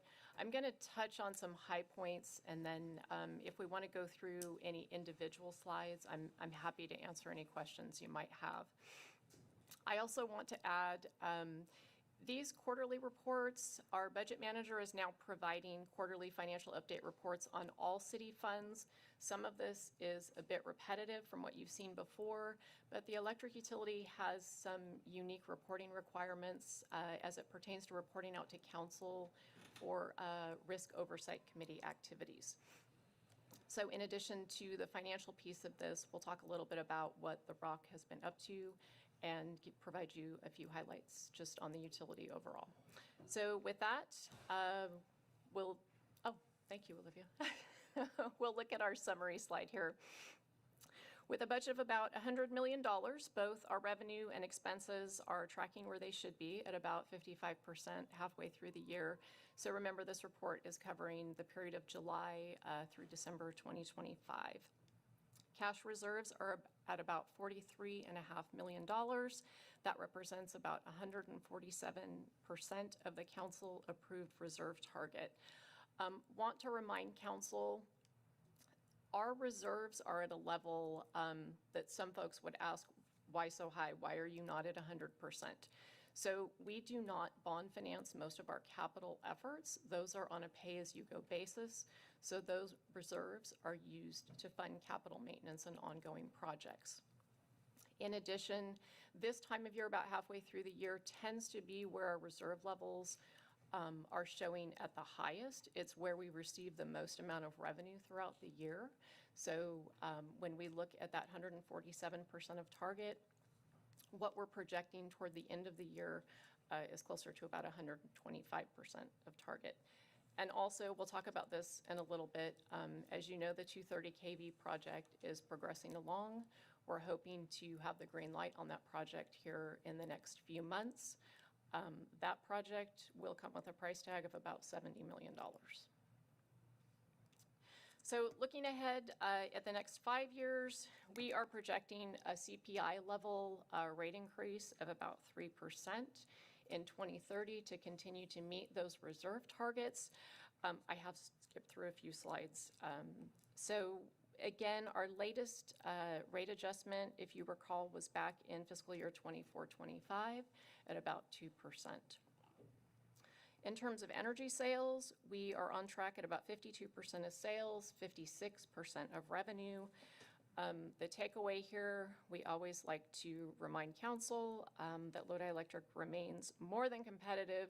When it comes to PG&E, our rates are about 40 to 50% lower than PG&E on average. That number varies depending on the customer class that you're looking at. So before I shift to talk a little bit about some of the Risk Oversight Committee activities and some of the general highlights of the utility, I'm happy to answer any questions on the financial metrics. Thank you for your comment. I will open it to council. If I may, oh, Dr. Good. A question. This is for a fiscal year, $100 million business, right? Correct. So Lodi has a $100 million electric utility business. Thank you. I did hear one piece of information I did want to confirm on. You mentioned 3% raise in 2030, but no raises until then. Correct. Okay. So as council's aware, we have our monthly energy cost adjustment. So that allows for fluctuations in both energy sales and power supply costs. So what that also allows for is base rate increases that we don't have to implement every couple of years like most utilities. So again, we're not looking from a base rate increase standpoint, we're not looking at anything right now until about 2030. Great. And do we expect to be somewhere near the bottom of the state for electricity prices by then? We do. As we continue, we prepare a rate comparison with the help of CMUA every year. We continue to move farther to the left in terms of lowest rates for residential, commercial, and industrial rate classes. Industrial specifically, we tend to rank in the top 5. So we don't anticipate that changing, and we don't anticipate that changing in comparison to PG&E either. Right, and so you have SMUD. What does SMUD charge currently? So SMUD, we're catching up, so we're pretty close. When you look at our average system rate, including the ECA of about 21 cents, they have been implementing multi-year rate adjustments. I know because I'm a SMUD customer and I see that on my bill. So they've been implementing increases twice a year for the past few years. So they're catching up. Great, all right. Well, not great for you, but not great for me. Great for Lodi. As many know, I mean, this is one of the greatest things about Lodi in the sense of bringing businesses, cheapest electricity prices in the area. And then the last item, you mentioned 70 million for the 230 kV. Is that, but that's not Lodi's portion, is it? So 70 million right now is the estimate for a number of components to the 230 kV project. That is Lodi's portion. It is, okay. So, but it also includes not just the 230 kV project, which upgrades our intertie with PG&E for transmission for import capacity. That also includes the build out of our 60 kV distribution system to import that additional capacity in to serve some of that future annexation, future growth, in addition to construction of 3 new substations throughout the city. So that $70 million price tag is a more comprehensive project. Great, thank you very much. And I got a few residents that needed your phone number again, so I'll just shoot that on over. Staff joke. Thank you, that's all my questions for now. No, yes. Just, Ms. Price, to follow up on the 147% and a little more clarification on that, and maybe I'm skipping ahead, but I might as well ask it now. So on page 4 of 13, it talks about the actual reserves versus target, and it always seems like we're fairly high with the exception of 23-24, when we were at about 131%. And then our 5-year financial forecast kind of shows us around that number that you referenced, 129 to 2930, 132%. So are you saying that when the 230 kV line goes in, that extra percentage over 100 is something that we can pull on to use for those capital improvements? And so that's why it's a good thing that we're at that number, because we won't have to go out for a bond looking for the full 70 million, but we can maybe, have this offset. Exactly. That's exactly correct. So our reserves, we have been waiting for this day for many years. As everyone knows, the 230 kV project has been talked about long before I got here 13 years ago. So having those reserves allows us to essentially use what we have on hand. There will be some deposits that will need to be made on some of those longer lead time items associated with the 230 project.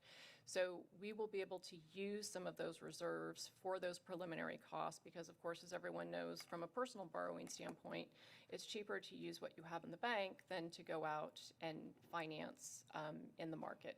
So it will allow us to use what we have on hand and reduce what we eventually borrow. So we are working with a financial advisor right now on a strategy in terms of short-term borrowing, long-term borrowing. We also have a call on our 2018 bonds that will come up that will have an opportunity to refinance and possibly roll some additional costs into that as well in the future. All right, thank you. You're welcome. Any more comments? Seeing none, we'll move to public comments. So actually, if I can just wrap up really quick on the portion of the Risk Oversight Committee activities. Again, as part of the Energy Risk Management Plan, we have an obligation to report to Council the activities that are discussed at the Risk Oversight Committee. Unfortunately, some of those discussions are general because a lot of the information we talk about is confidential and can't be disclosed in a public forum. I do just want to highlight a couple of things. We've closed some of our open positions with market purchases from 2025 through 2027. We spoke with the ROC about a one-time allocation that we received from the state of low carbon fuel standard funds. That was about $800,000. We talked about that at mid-year budget. Those are unused credits for cities and utilities that are not participating in the low carbon fuel standard program. So those funds will get used to implement the EV charging infrastructure master plan moving forward. We continue to discuss the repower of the CT2, or what we commonly refer to as the STIG facility, which is the facility located adjacent to the Lodi Energy Center, owned and operated by NCPA. And then just really quick, a couple of highlights for the utility for the first half of the fiscal year. We talked about the 230 kV project. We are awaiting the issuance of what's called a Certificate of Public Convenience and Necessity. That is essentially the green light from the CPUC for this project to move forward. That is expected by the latter half of this year. We completed our second CPUC audit since I have been here in my time. Minor findings talking about things, high voltage signs missing off of poles, third-party notifications to telecom providers. All of those outstanding issues have been addressed. We also launched our DIY commercial lighting program that Council recently approved. That was launched in both the Central Avenue and Cherokee corridors. We continue to work with our Economic Development Director to identify other locations to roll that program out. And then finally, near and dear to my heart, we successfully completed financial reviews with both S&P and Moody's rating agencies, where we walked away maintaining our existing ratings, and we continue to have a stable outlook with both of those agencies, which will be important when we go out to the market with any bond financing for those projects we talked about. Thank you so much. Mayor, I don't have any comment cards for this item. Okay, this is just an information item, so we don't need to do any formal motion or anything, so we just move to the next item then.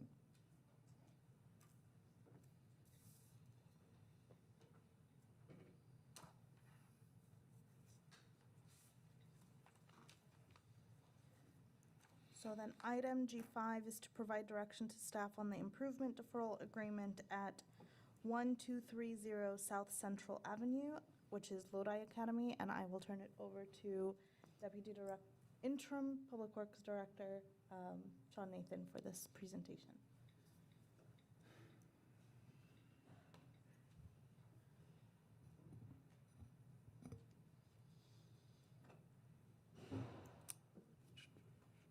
All right. Good evening. I'm going to go through a quick presentation just to give some background information and some visuals on what we're talking about, and then we'll open it up for discussion. So first, section or chapter 1544 of the Lodi Municipal Code kind of covers what we're going to be talking about here, and it's off-site frontage improvements and dedications. I'm going to read the couple of main sections. 1544.10 states that the purpose of this chapter is to set forth requirements for the installation of non-existent or inadequate non-conforming public off-site improvements and the dedication of the public right-of-way and easements as a condition to the issuance of the building permit or development approval in order to protect and improve the public safety, convenience, and general welfare. And then it also defines off-site improvements, means all publicly owned facilities that are or will be located in the public right-of-way, which typically include but are not limited to curbs, gutters, sidewalks, street paving, storm drains, water mains, sewer lines, fire hydrants, electrical facilities, street lights, and landscaping. All right, so with that background, I did want to mention too that, and we'll kind of get into this a little more later if need be, but right now we have a little over 50 active improvement deferrals within the city, just separate agreements on different properties. So talking specifically about 1230 South Central or Lodi Academy, in 1986, they entered into the deferral agreement with the city, and they deferred the curb gutter, sidewalk, and landscape frontage improvements along Cherokee Lane and Poplar Street. These were required with a building permit that was submitted back then. We had a similar section that required the same things back then.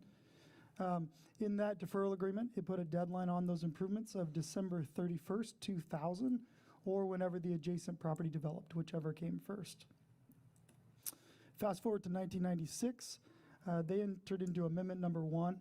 This was caused because the city was doing what we called the Central City Revitalization Project, and it included 2 parts. One was downtown and one was along Cherokee. So that project incorporated their Cherokee Lane improvements, and also they were assessed the cost of that. So with that, the city executed amendment number 1, and that also extended the Poplar Street frontage improvements out to December 31st of 2010. Those improvements were actually not completed by that deadline, but fast forward to 2016, they had to do a gymnasium repair project that was estimated to be $700,000. And because of that, the city executed amendment number 2 that did extend those Poplar Street deadline out to December 31st of this year, giving it a 40-year life. Fast forward again, 2024, they submitted a building permit that exceeded our limit at the time, which we just increased earlier. And so that kind of restarted the discussion with staff and with the school about what we thought would be needed now and what other improvements they, around their other frontage needed to be done as a condition of that. And so that permit actually never was issued. So those discussions kind of halted. And in the meantime, council did increase that threshold from roughly $75,000 to $150,000 that would trigger those offsite improvements. And so that building permit would no longer be applicable to the frontage improvement portions. So then that still brings us to the impending deadline for the Poplar Street improvements that are part of the amendment number 2 of the deferral agreement. The property owner desires for the city to share in the cost of the deferred improvements.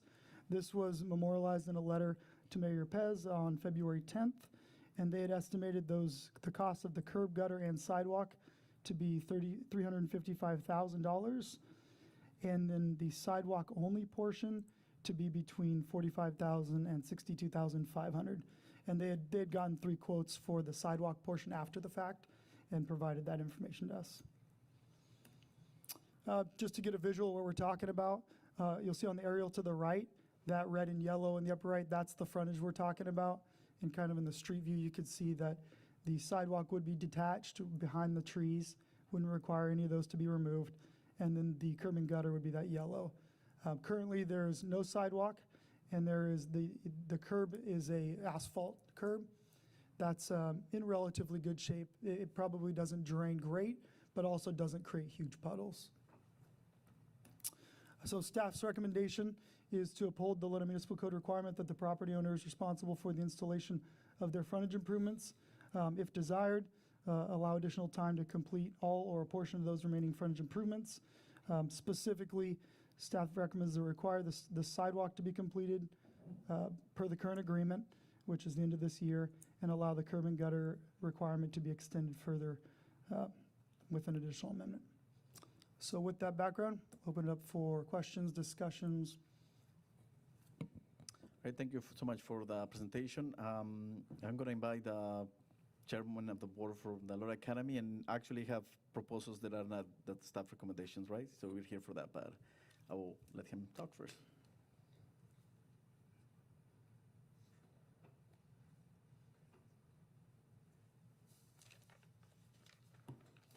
Thank you, Sean.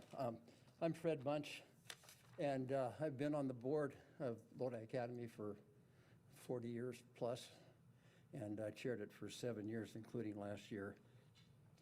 Last year, just for a background, my mother graduated from Lodi Academy. My brother and I graduated from Lodi Academy. My kids graduated from Lodi Academy. And my grandkids, my granddaughter will graduate 100 years from the time her great-grandmother graduated from Lodi Academy. So we have a little bit of history there. Thank you, Sean, for the summation. And Jim Lindsay was out with us, and Aaron was out with us, and the mayor's been out there, I think, 3 times to look at the property. When I came as chairman of the board, I wanted to get some things off the table. So I came to the city in December of '24, and I have had 6 inquiries from the city in regards to the deferment of not the sidewalk, but the curbs and gutters. If you go out there and look at the property, first of all, it's never been engineered in that regards. The city put in the asphalt curbs, and which are still working fine, and we had two of the engineers from the city come out. The first engineer said he wouldn't do anything, and the second engineer, he would leave it alone. The second engineer said, well, maybe we should do something. We are a small school, we have limited finances, and that's been one of the reasons there's been some deferments over the years. I think that there's no question the sidewalk needs to be done and should be done soon. I was hoping to get that done last summer, but I have apologies from the city. I have a notebook full of stuff. If anybody wants to read it, they're certainly welcome to. And then we talked with the mayor about deferment of the curbs and gutters, because that's, at some point, Poplar Street has to be really looked at, because it's been repaired. It's got a lot of checkers in it. It's just a mess, and probably some drainage issues that probably should have been addressed when it was the apartments were developed across the street.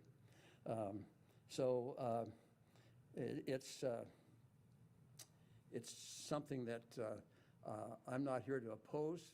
I'm here to ask for deferment of the curb and gutters, and ask if the city's. I saw the stuff in the paper about getting rid of the trip hazards and things on the that went into the paper, whether it came from the city council or came from the press, probably more from the press than anybody. But anyway, if we share that cost with the sidewalk, or if we need to do the sidewalk, in the original addendums, the city was going to do the engineering at no cost to the school, and the later addendums, somehow that item got deleted out. So anyway, I'm here to ask the city to look at deferring the curbs and gutters.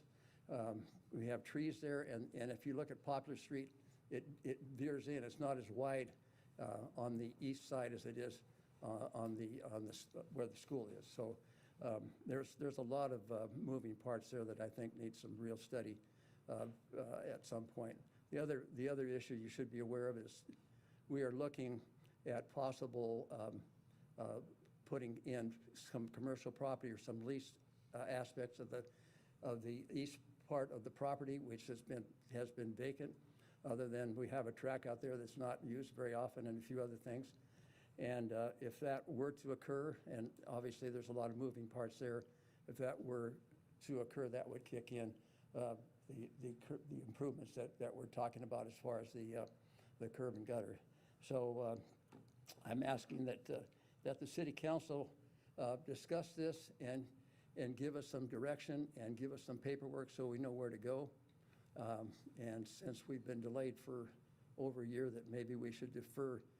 I would hope we could do the sidewalk this year, but we need at least the engineers to come out and give us some kind of a sketch as what they want as far as where it connects into the existing sidewalks, so that we can solidify bids for that. That now we have, I think, good guesstimates, but they're based on whether and how much engineering is involved. So I appreciate meeting with you, and I appreciate your time, and I appreciate the gentleman that came out. It's a good group of people, and we had some really good, solid discussions, so thank you.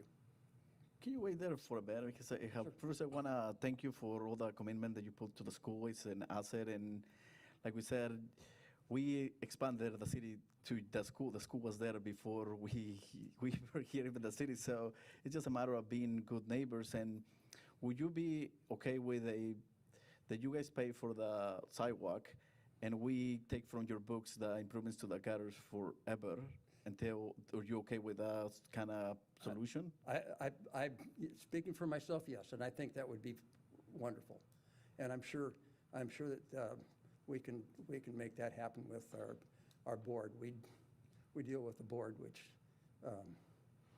is fun at times, but I'm sure that is a workable proposition. Okay. Okay. Now, just for your history, since you brought it up, the school was established in 1908 and was a dairy out in the middle of nowhere with a boarding school. And then that changed in '68 when it became a day school. And so some of the other things that were triggering this, like the gymnasium, was because we had a tree fall on the gymnasium, and we had to redo the gymnasium, lost some of our trusses that needed to be repaired, et cetera, et cetera. So those are kind of a little bit more of the history. Okay. But then I have a question. I know maybe this is a question for Sean. Are you aware of when we said that we were going to do the engineering costs? Do you have an email or something? Probably it was Charlie, probably, right? It's in the addendum of 1/10/1996. Okay. Okay. It says design services for curb, gutter, and sidewalk installation will be provided by the city at no cost to the owner. I quote. Okay, all right, good. So I'm gonna now open it to council comments. If I might, Mr. Nathan, just kind of talking through this. First off, 50 deferments, we have that many deferment agreements in place, and are any of them as long as this 40-year deferment on the academy? We do have some that are older, yeah. We have some from the 70s. And we have some from, last year. That's a little challenging So- to me, that we do these 10-year deferment. I mean, I understand the basis for it at times. We want to help the property owner, but at the same time, if this would, understand the cost 10 years later for this stuff goes up exponentially. I mean, exponentially. So that's somewhat concerning to me. Maybe we need to take a look at some of those agreements. Yeah, some of the older ones too aren't necessarily cost. They're in an area that doesn't have any sidewalk. Doesn't make And so it's weird to require one, so we allow them to defer it. I know for sure one from like the mid-60s is that way. So that's those really old ones tend to be along those lines. So I guess having gone through this process as a property owner and understanding that when you have the new development or you're doing substantial improvement, or in this instance, $150,000, our new limit, that it does sound to me like there may be potential development down the road on this site. Obviously, if it was substantial, if it was new construction, whoever is doing that development is going to have to deal with putting in the curbs and gutters. And, I mean, the sidewalk, for example, is not all concrete all the way, you know? I mean, this would be the 40, whatever the length is for this. That It's a little over would 600 occur feet. Right now, right? And so it's going to be engineered to the level that the city would find, thank you, acceptable, you know. Yeah, we have a city standard for it. Yeah, so it exists, the standard exists for it, and I really don't think that the engineering cost is a substantial amount. So even though it may have been in an earlier MOU, it wasn't in, or in an earlier extension in the agreement, it wasn't in a later one. And I think for purposes of understanding the responsibility the city has for what is, in essence, a sidewalk put in by a private, I think those two need to go together. You know, you need to have your engineering design done and then that engineering design drives the actual construction. And if you're going to pay for the construction, then, you know, put in the additional cost for the engineering design, because you know that it is part of your responsibility as the property owner that's putting that in. And I'm speaking to the academy in that regard. So my feeling is that I really, you know, what's the extension? You know, 10 years, 5 years, 1 year? It's an arbitrary extension. And I almost wonder if we're at a point where it's like, agree on the sidewalk and then let nature take its course. And if the property gets redeveloped, then boom, you know, whoever is doing the redevelopment of it, be it the academy or be it a private sector entity, must complete that run. I mean, that just seems to me like, otherwise, what is the arbitrary nature of extending it till when? Till a development takes place? I mean, that's a possibility, and then that somebody completes the work as per the agreement. But you know, my attitude is go forth, do the sidewalk, that's great. City defers you having to complete the sidewalk or the gutter. But I'm kind of like, what are we saying, 10 years for another deferment? I mean, I think maybe I can add some light. So in the summer when Charlie was still here, there was an email that I read there, and this is before the academy was going to do the sidewalk, that they were just going to just let it go. Because after 40 years, even in the law that says that even we couldn't, like, not that we're going to sue the academy, obviously, but we couldn't even do that because you guys would have an argument, well, you have to defer this for 40 years, then you guys don't need this anyway. So what is the term that I'm looking for, Katie? I'm not aware of that statement. Okay, so, sorry, but we'll go back to that. But anyway, so we have deferred this for so long, for 40 years, so we're going to do another 10 years, another 50 years. I think we're at the point that we just need to, either they do the improvement, we let go of the other stuff, or they don't do the sidewalk and we let go of that. Just, I think we're at that point, at this point. Dr. McKee. Someone asked me to see that place when James Lindsay was here, right? And I wish Charlie was here, because Charlie's been here 25 years. And I didn't speak to Charlie differently, but James said, I looked at all 1986, and James Lindsay, the acting city manager, said, you know, Charlie's saying just let it go, defer it. And the more I think about it, right, that's how it should be. I went there myself, all right? Cherokee and Garfield, right? That road over there, it's a dirt spot, and it's about 12 feet this way, and 1 block, that's a lot, and it's ground. And I start thinking to myself, Charlie and I, we sit on a sustainability groundwater, and we say, you know what the academy is doing, but we not putting in there, the water that has been coming in have been putting groundwater. You know what we're doing right now? We're thinking of trying to elevate the groundwater by putting water into the land. In fact, one of the thinking is our groundwater is decreasing, and if it's going to decrease, the California said you got to get some water someplace else. The idea is buying farmland so we can water. And I said to myself, That land's been there for a long time, and it's been helping us, the groundwater. And I said, well, why? The idea of putting a sidewalk, and I say to Lodi, why do you want to put a sidewalk there for? Because I'll tell you the reason why.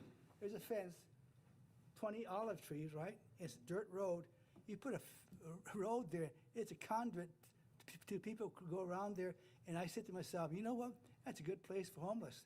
You got a fence, then you have a clean sidewalk. And so when I take a look at it, I think maybe not doing anything for sidewalk. And we don't need that stormwater. For what purpose? It's going to be there, right? And there's a detriment to have stormwater.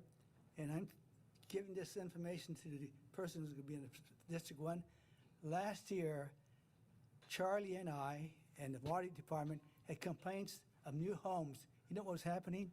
The drainage. It was so, the drainage was so bad that the water was going up to the steps of the home. And they were frantic because they bought new homes, right? And the common thing is, who they blame for that? The city. Why did the city let this happen? Charlie took care of that, right? He's done something.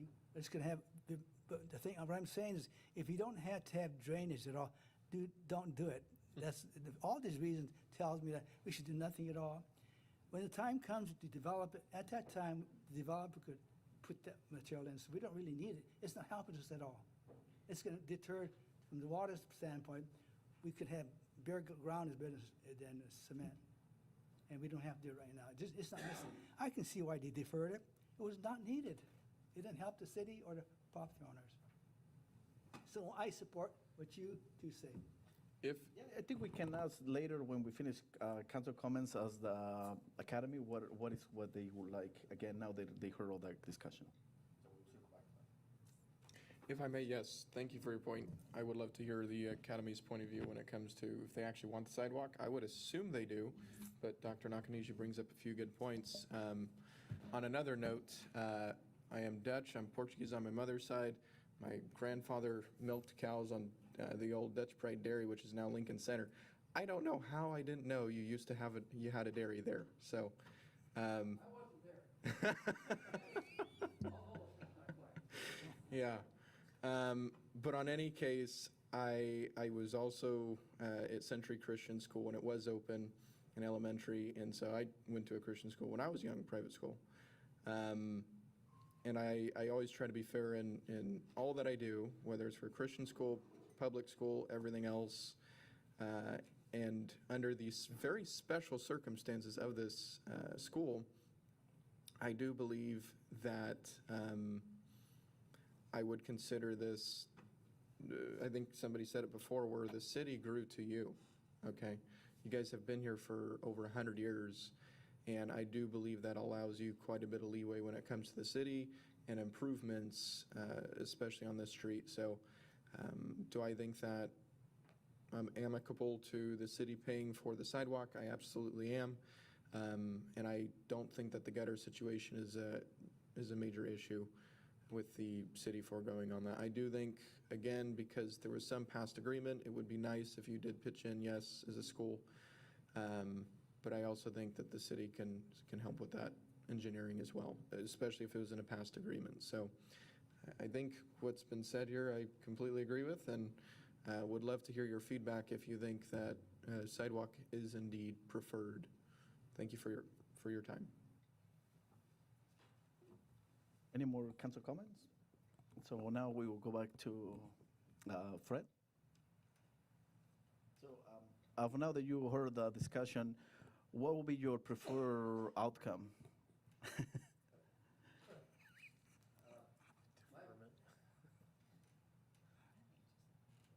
preferred outcome would be the city do all of it, but I don't think that's going to happen. Yeah, another one. Both option. That's a loaded question. But I think the sidewalk needs to be put in, whether we do it all or the city comes in with that. I think that needs to be done without, I don't think there's any question there. Can you come to the podium? Sorry.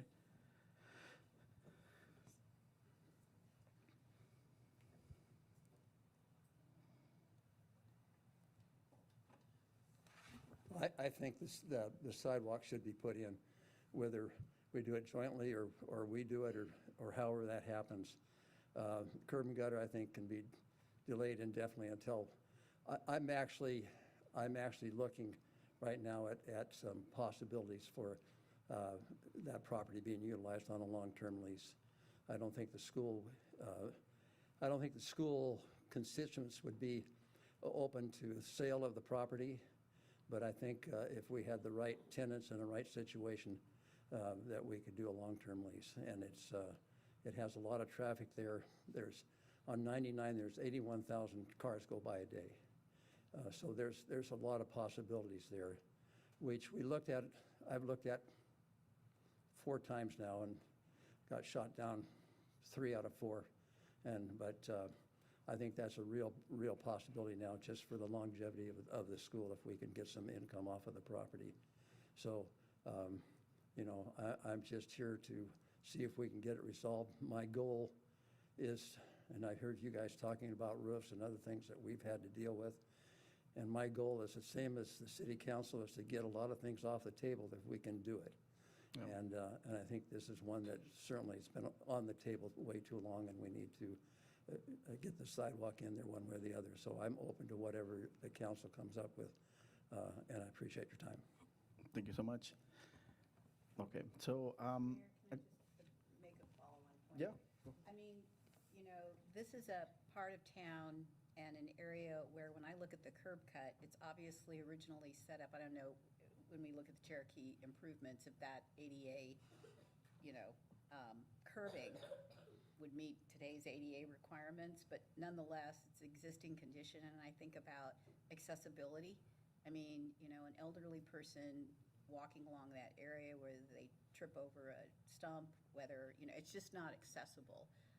And I think that that's why it's important that the sidewalk at least be completed in that area, and the sidewalk component of it be done to the engineering standards that are set up and established by the city.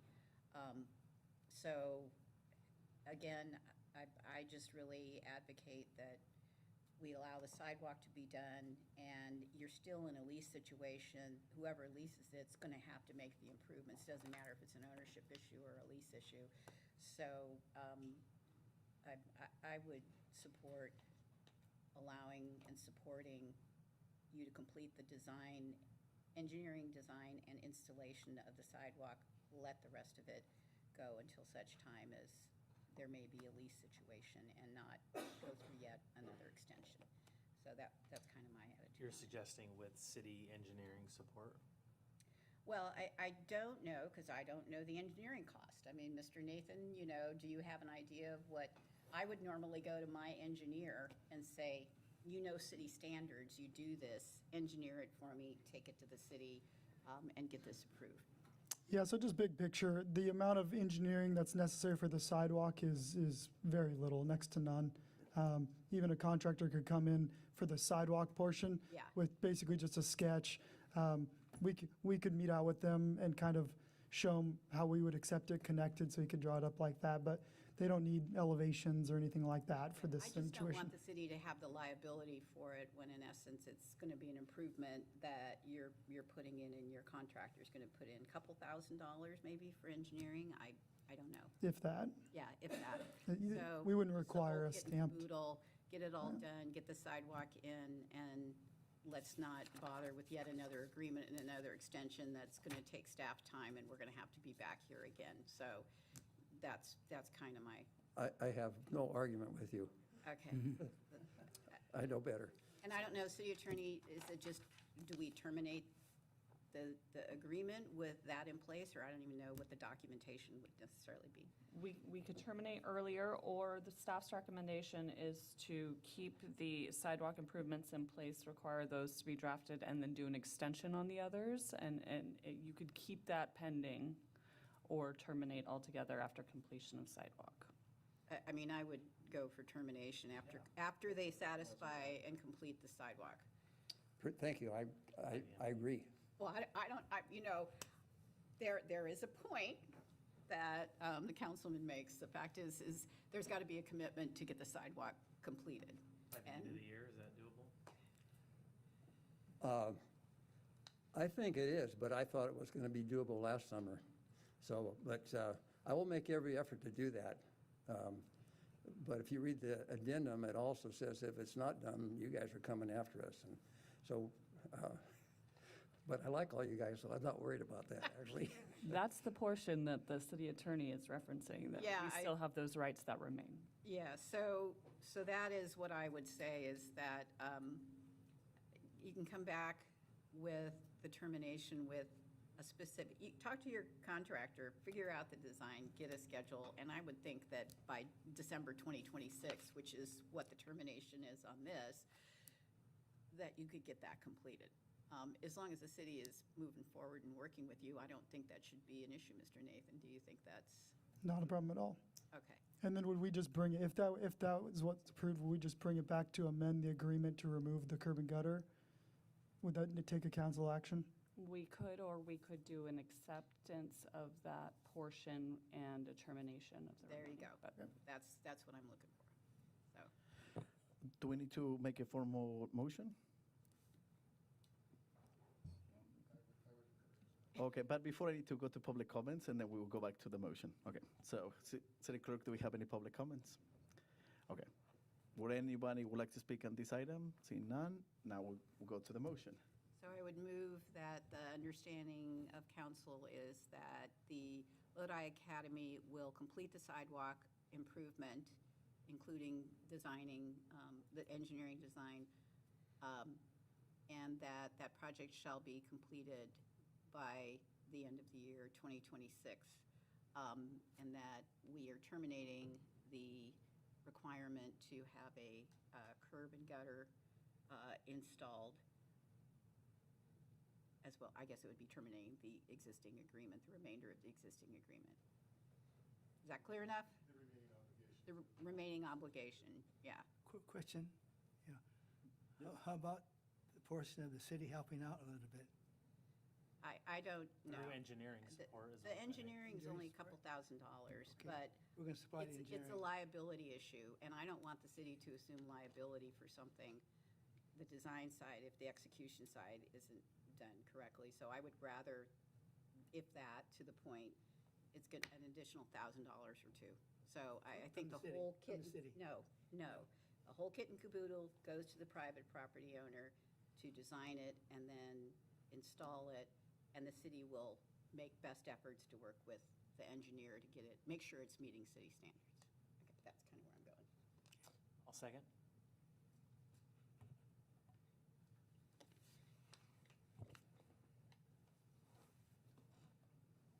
Okay, and it passes.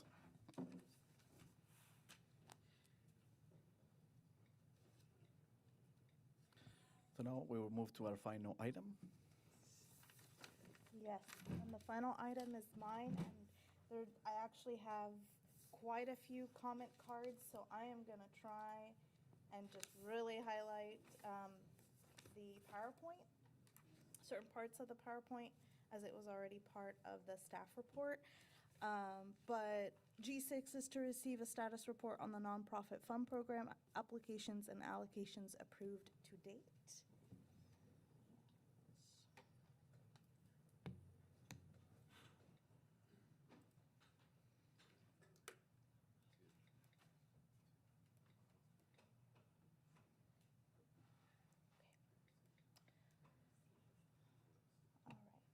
So, Mayor and Council, just a little bit of background on the nonprofit fund program.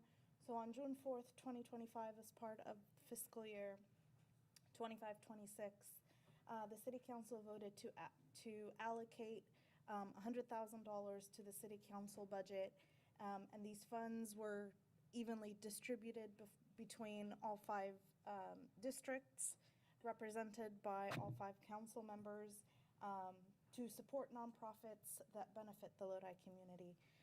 And then a month later, the City Council adopted Resolution 2025-120, which established the policy, which outlined the process and guidelines, procedures for the submission of proposal letters, and basically the process by which those allocations are approved, reviewed, approved, and then any reporting requirements.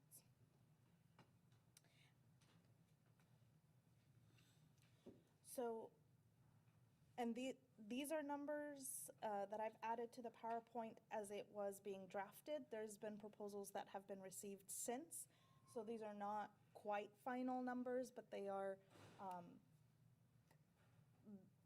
pretty close.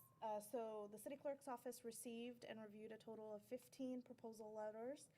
12 of them were found in compliance with the policy and were forwarded to the city council for consideration. Some of them were sent directly either to the city council, but were forwarded to me, or I received them and forwarded to the council. One applicant was notified that their proposal was missing information and didn't receive a response. One was found not in compliance with the policy, and one was withdrawn. These are some of the nonprofits that had submitted proposal letters, funding requests, and these are the amounts that they requested. Total funding requested was $198,710.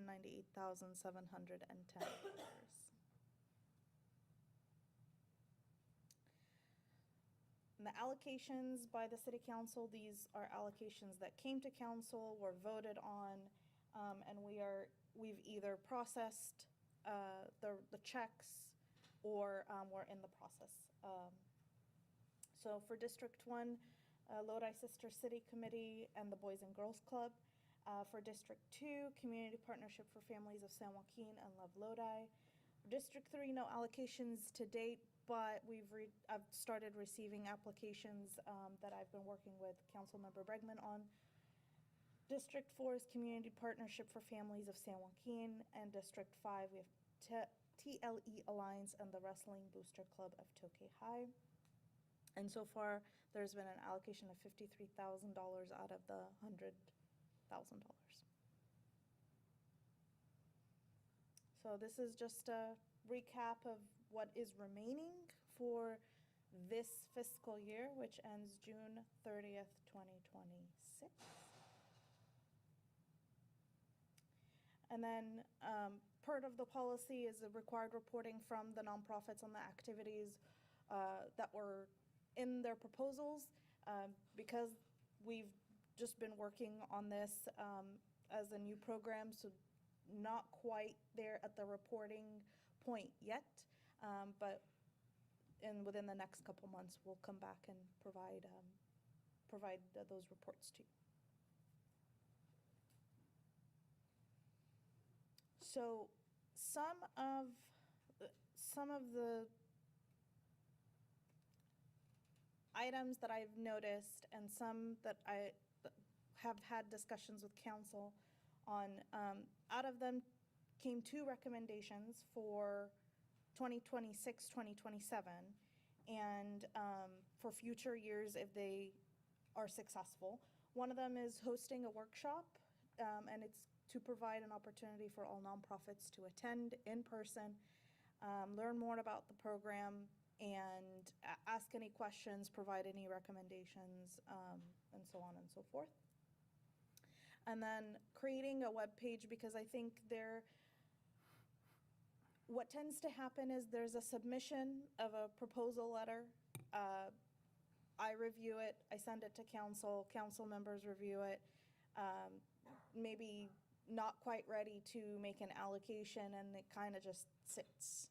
And so the point of the web page is to provide the nonprofits that do participate in this program to kind of follow along and to see in real time what is happening with their application, where it is, what's happening with it. And then if they have any additional questions, they can reach back out to me. But it's just because I'm one person and I'm managing the program, and there's, as you saw, there's so many nonprofits within the community that are looking towards this program. I don't want to make it a secret about what, where it is in the process. But at the same time, just kind of managing that with the staff availability and resources. So it would just provide a snapshot to not only the nonprofit entities, but also residents, council, staff, whoever has a question on the program. And with that, I am happy to answer any questions or highlight anything that I haven't covered. But I will just pull this up and have quite a bit of comment cards, so. Okay, so do you guys mind if we go to the Yeah, public just comments first? Yeah, okay. All right, so the first comment card I have is from Kristen Burtwhistle.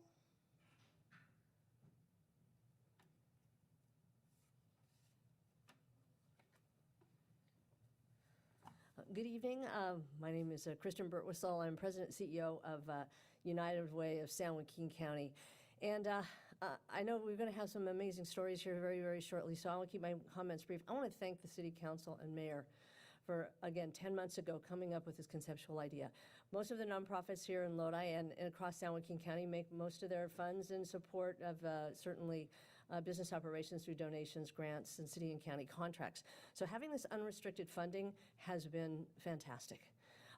It shows me the dedication and the alignment between the City Council and its nonprofits. You really get it. You really are understanding, again, what the need is, I can't think, within this community. And so, again, I also want to recognize the fact that you have set up a system of support from a policy perspective, from an application, distribution, and City Clerk, I have to thank you. Can I thank you? I want to give you a hug. Thank you so much. I'm sorry. She has done an amazing job of really kind of making sure that we're tracking. The recommendations that you have put forth in terms of looking at 26 and 27, if a continuance of this program continues to support the nonprofits around workshops, websites, I think it's an excellent idea. Here in Lodi, through United Way, and if I could self-promote, we are going to be 100 years old this year, so we're very excited about celebrating in partnership with Lodi. The Nonprofit Leadership Alliance, we would like to continue to work very, very closely, again, with many of the nonprofits that are in the room today. We meet every single month and have been doing so for the last, again, close to 2 years. Where, to your point earlier, Councilmember Craig, you talked about the importance and value of connectivity and coming together. And when you come together in support of each other and try to utilize, I think, funding as needed, it makes for a tremendous difference in a given community and with the goals of these, again, nonprofits that are here again today. So I just want to thank you very much for the recommendations. Thank you for operationalizing these funds. $100,000 may not sound like a lot when we talk about budgetary elements, again, here within the city, but it makes a difference. And so I'm very excited to continue to partner, again, as CEO of United Way, with the City Council, with the Nonprofit Leadership Alliance here in Lodi to make sure that, again, we'll come June, 4 or 5 months down the road when we have a full year cycle of funding and it is all hopefully spent down, that we can come back and give you actual evidence of how those dollars were actively used to support the residents of Lodi. So thank you very much for everything. We really greatly appreciate your support. Thank you. Janelle Wilkinson.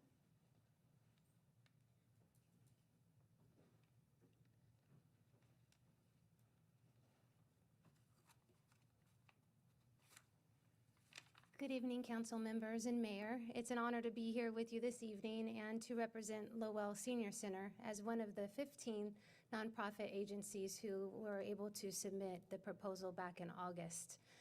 My main role at Lowell is to fundraise, to bring in essential dollars to make the programs exist out in the community for our seniors. And I was so excited to have the opportunity to submit our proposal to you all to review. Our budget for our Meals on Wheels program is $216,000. It's an essential program for homebound seniors who receive a hot, nutritious meal 5 days a week. It's not only a hot, nutritious meal, but it's a wellness check that is essential to that senior. I'm happy to share that we did 20,860 meals last year. That's a suggested contribution to that senior of $4. When I submitted the proposal, we were receiving $2.74 back for each meal, and I'm sad to say today it's $2.07. So there's definitely a need to get the nutritious meal out into the community, and we couldn't be able to do it without funding in our generous community that we live in. Lowell does receive CDBG grant money, but as I mentioned, our budget is $216,000 just for the Meals on Wheels program alone. So I just want to say how essential this funding is to the nonprofits and how much we value living in a community that cares about everyone in the city of Lodi. I admire Kristen for bringing us nonprofits together. I was one of the first nonprofits to partner in our alliance meetings monthly. I attend as many as I can. As many of you know who have been to Lowell, we're a very busy nonprofit. I jokingly say to staff and those who visit us, it's never the same day twice, and it's never a dull moment. So we're on our toes. I don't think I've sat so long as I did in the chair tonight to get to thank you all. I just want to appreciate all that you do and to our community, and we couldn't do it without collaborating together. So thank you.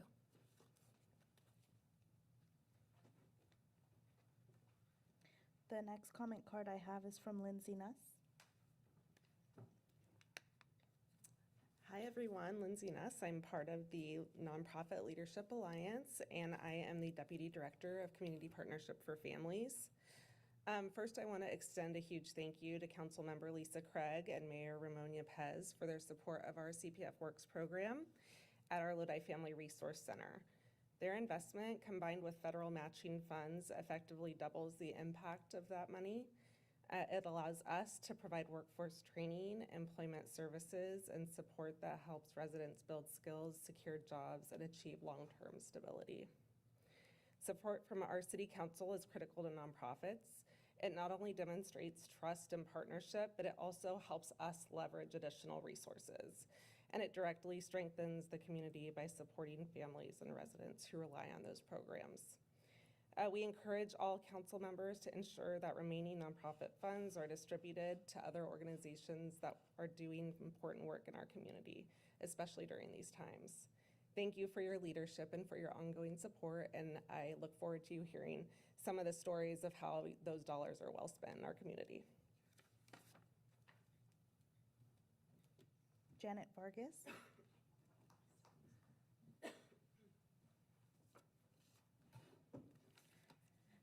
Good evening, Mayor and City Council members. My name is Janet Vargas. I'm with Community Partnership for Families. Tonight, I want to thank you for the funding that we received towards our CPF Works program. Because of your support, we are able to provide real hands-on assistance that helps individuals not only find employment, build long-term stability for themselves and their families. Every day, we see individuals walk through our doors facing challenges. Many are motivated and ready to work, but they just need extra support to get there. CPF Works helps bridge those gaps, whether it's covering transportation, connecting them to training programs, or guiding them step by step. We are able to turn those barriers into opportunities. Today, I didn't want for you to just hear from me, but I want for you to hear directly from those individuals whose lives have been impacted by these programs.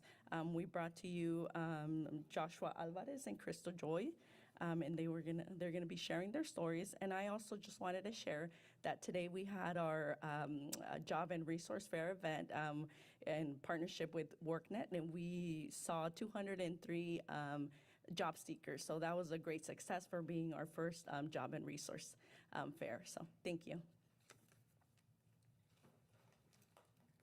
Mr. Alvarez.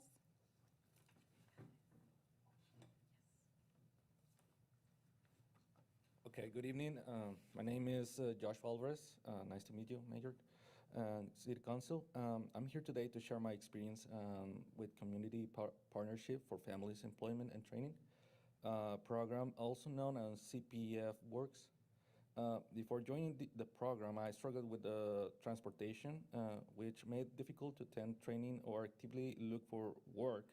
Even with those challenges, I was able to stay motivated and focused in improving my situation. Through CPF Works, I was able to complete a paid forklift training in Manteca Adult School. I attended all 70 days of training, without excuse because CPF work supported me a lot with me, the education and the transportation. My career family navigator helped me a lot, actually. She couldn't come today, unfortunately. Coordinate everything and make sure I got there safely and back home. After completing my training, my CFN referred me with WorkNet also. I could continue moving forward because of my transportation barriers. Finding employment hasn't not been easy, but through WorkNet, I'm not in process of starting an on-job training though. Opportunity here in Lodi. Truly, I will not have this opportunity without the support of CFN, who guided me every step of the way and helped me to connect with these resources. My goal is to become stable and stay consistent as I look toward a better future. I would also like to thank the City Council for supporting this amazing program. It has truly made a difference in my life, and thank you for all the people. You gave that support also. We needed most at that time. I mean, thank you all, and thanks for your time.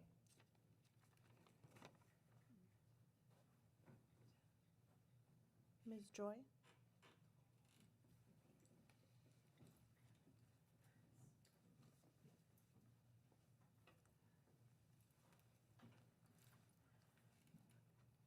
Hello, Council, Mayor. My name is Crystal Joy. I wanted to share my story a little bit with you. 2020, I'm in a strong addiction and had CPS, lost my kids. So I wanted to come here and share my story about having these resources for the communities for circumstances like me being a single mother struggling with addiction. I went through multiple rehab places, transitional housings that allowed me to prosper and grow. I was going to school at Delta full-time, working 2 part-time jobs when I came to Community Partnerships for Family. And I got me a strong support team. I didn't know how to utilize words. I didn't know what a resume was. I didn't know how to put them together. I didn't know what a cover letter was. And they sat down with me. I was going to school full-time to be a substance abuse counselor, and my internship was coming up. Janet and Lourdes sat there with me. I applied 187 applications I put out. I got 186 no's. They kept working with me. They taught me that what was impossible was possible. I went for the last call I got at 187, and they provided for me my interview clothing, shoes, which gave me my confidence. I was dressed for success in that moment. I went in, and I secured the job. I got hired on full-time, Monday through Friday, 8 to 5 with the weekends off. I'm a full-time substance use counselor, and now I'm able to get back to the community as well, men, women struggling with addiction. They provided clothes for me, 5 days of outfits, shoes. They reimbursed me for all my travel time, which allowed me to get to those places by having gas being reversed in my mileage. And now that when I'm working with my own clients, I have a place that I can refer them to in the community. So when they're ready to go back into the work field, they have the same opportunity that I have. So I wanted to thank you guys for your donations there, and I wanted to say thank you for being a part of not only my journey and goals, but my success. And thank you.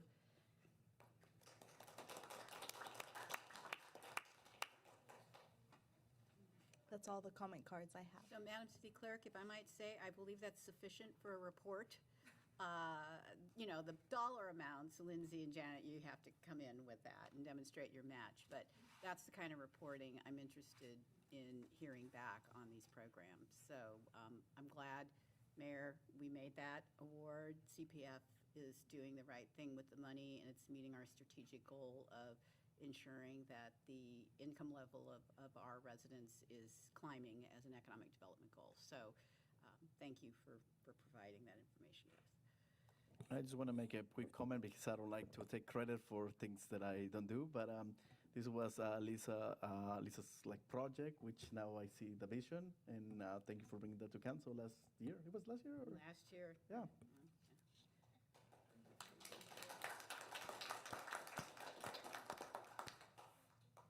Any more council comments? Seeing none, this is just information, all right? Correct. So, okay, then we're done. That's it. So, seeing no more action on the agenda, we'll adjourn the meeting at 8:40 p.m. Yeah, cool. Not 9:40.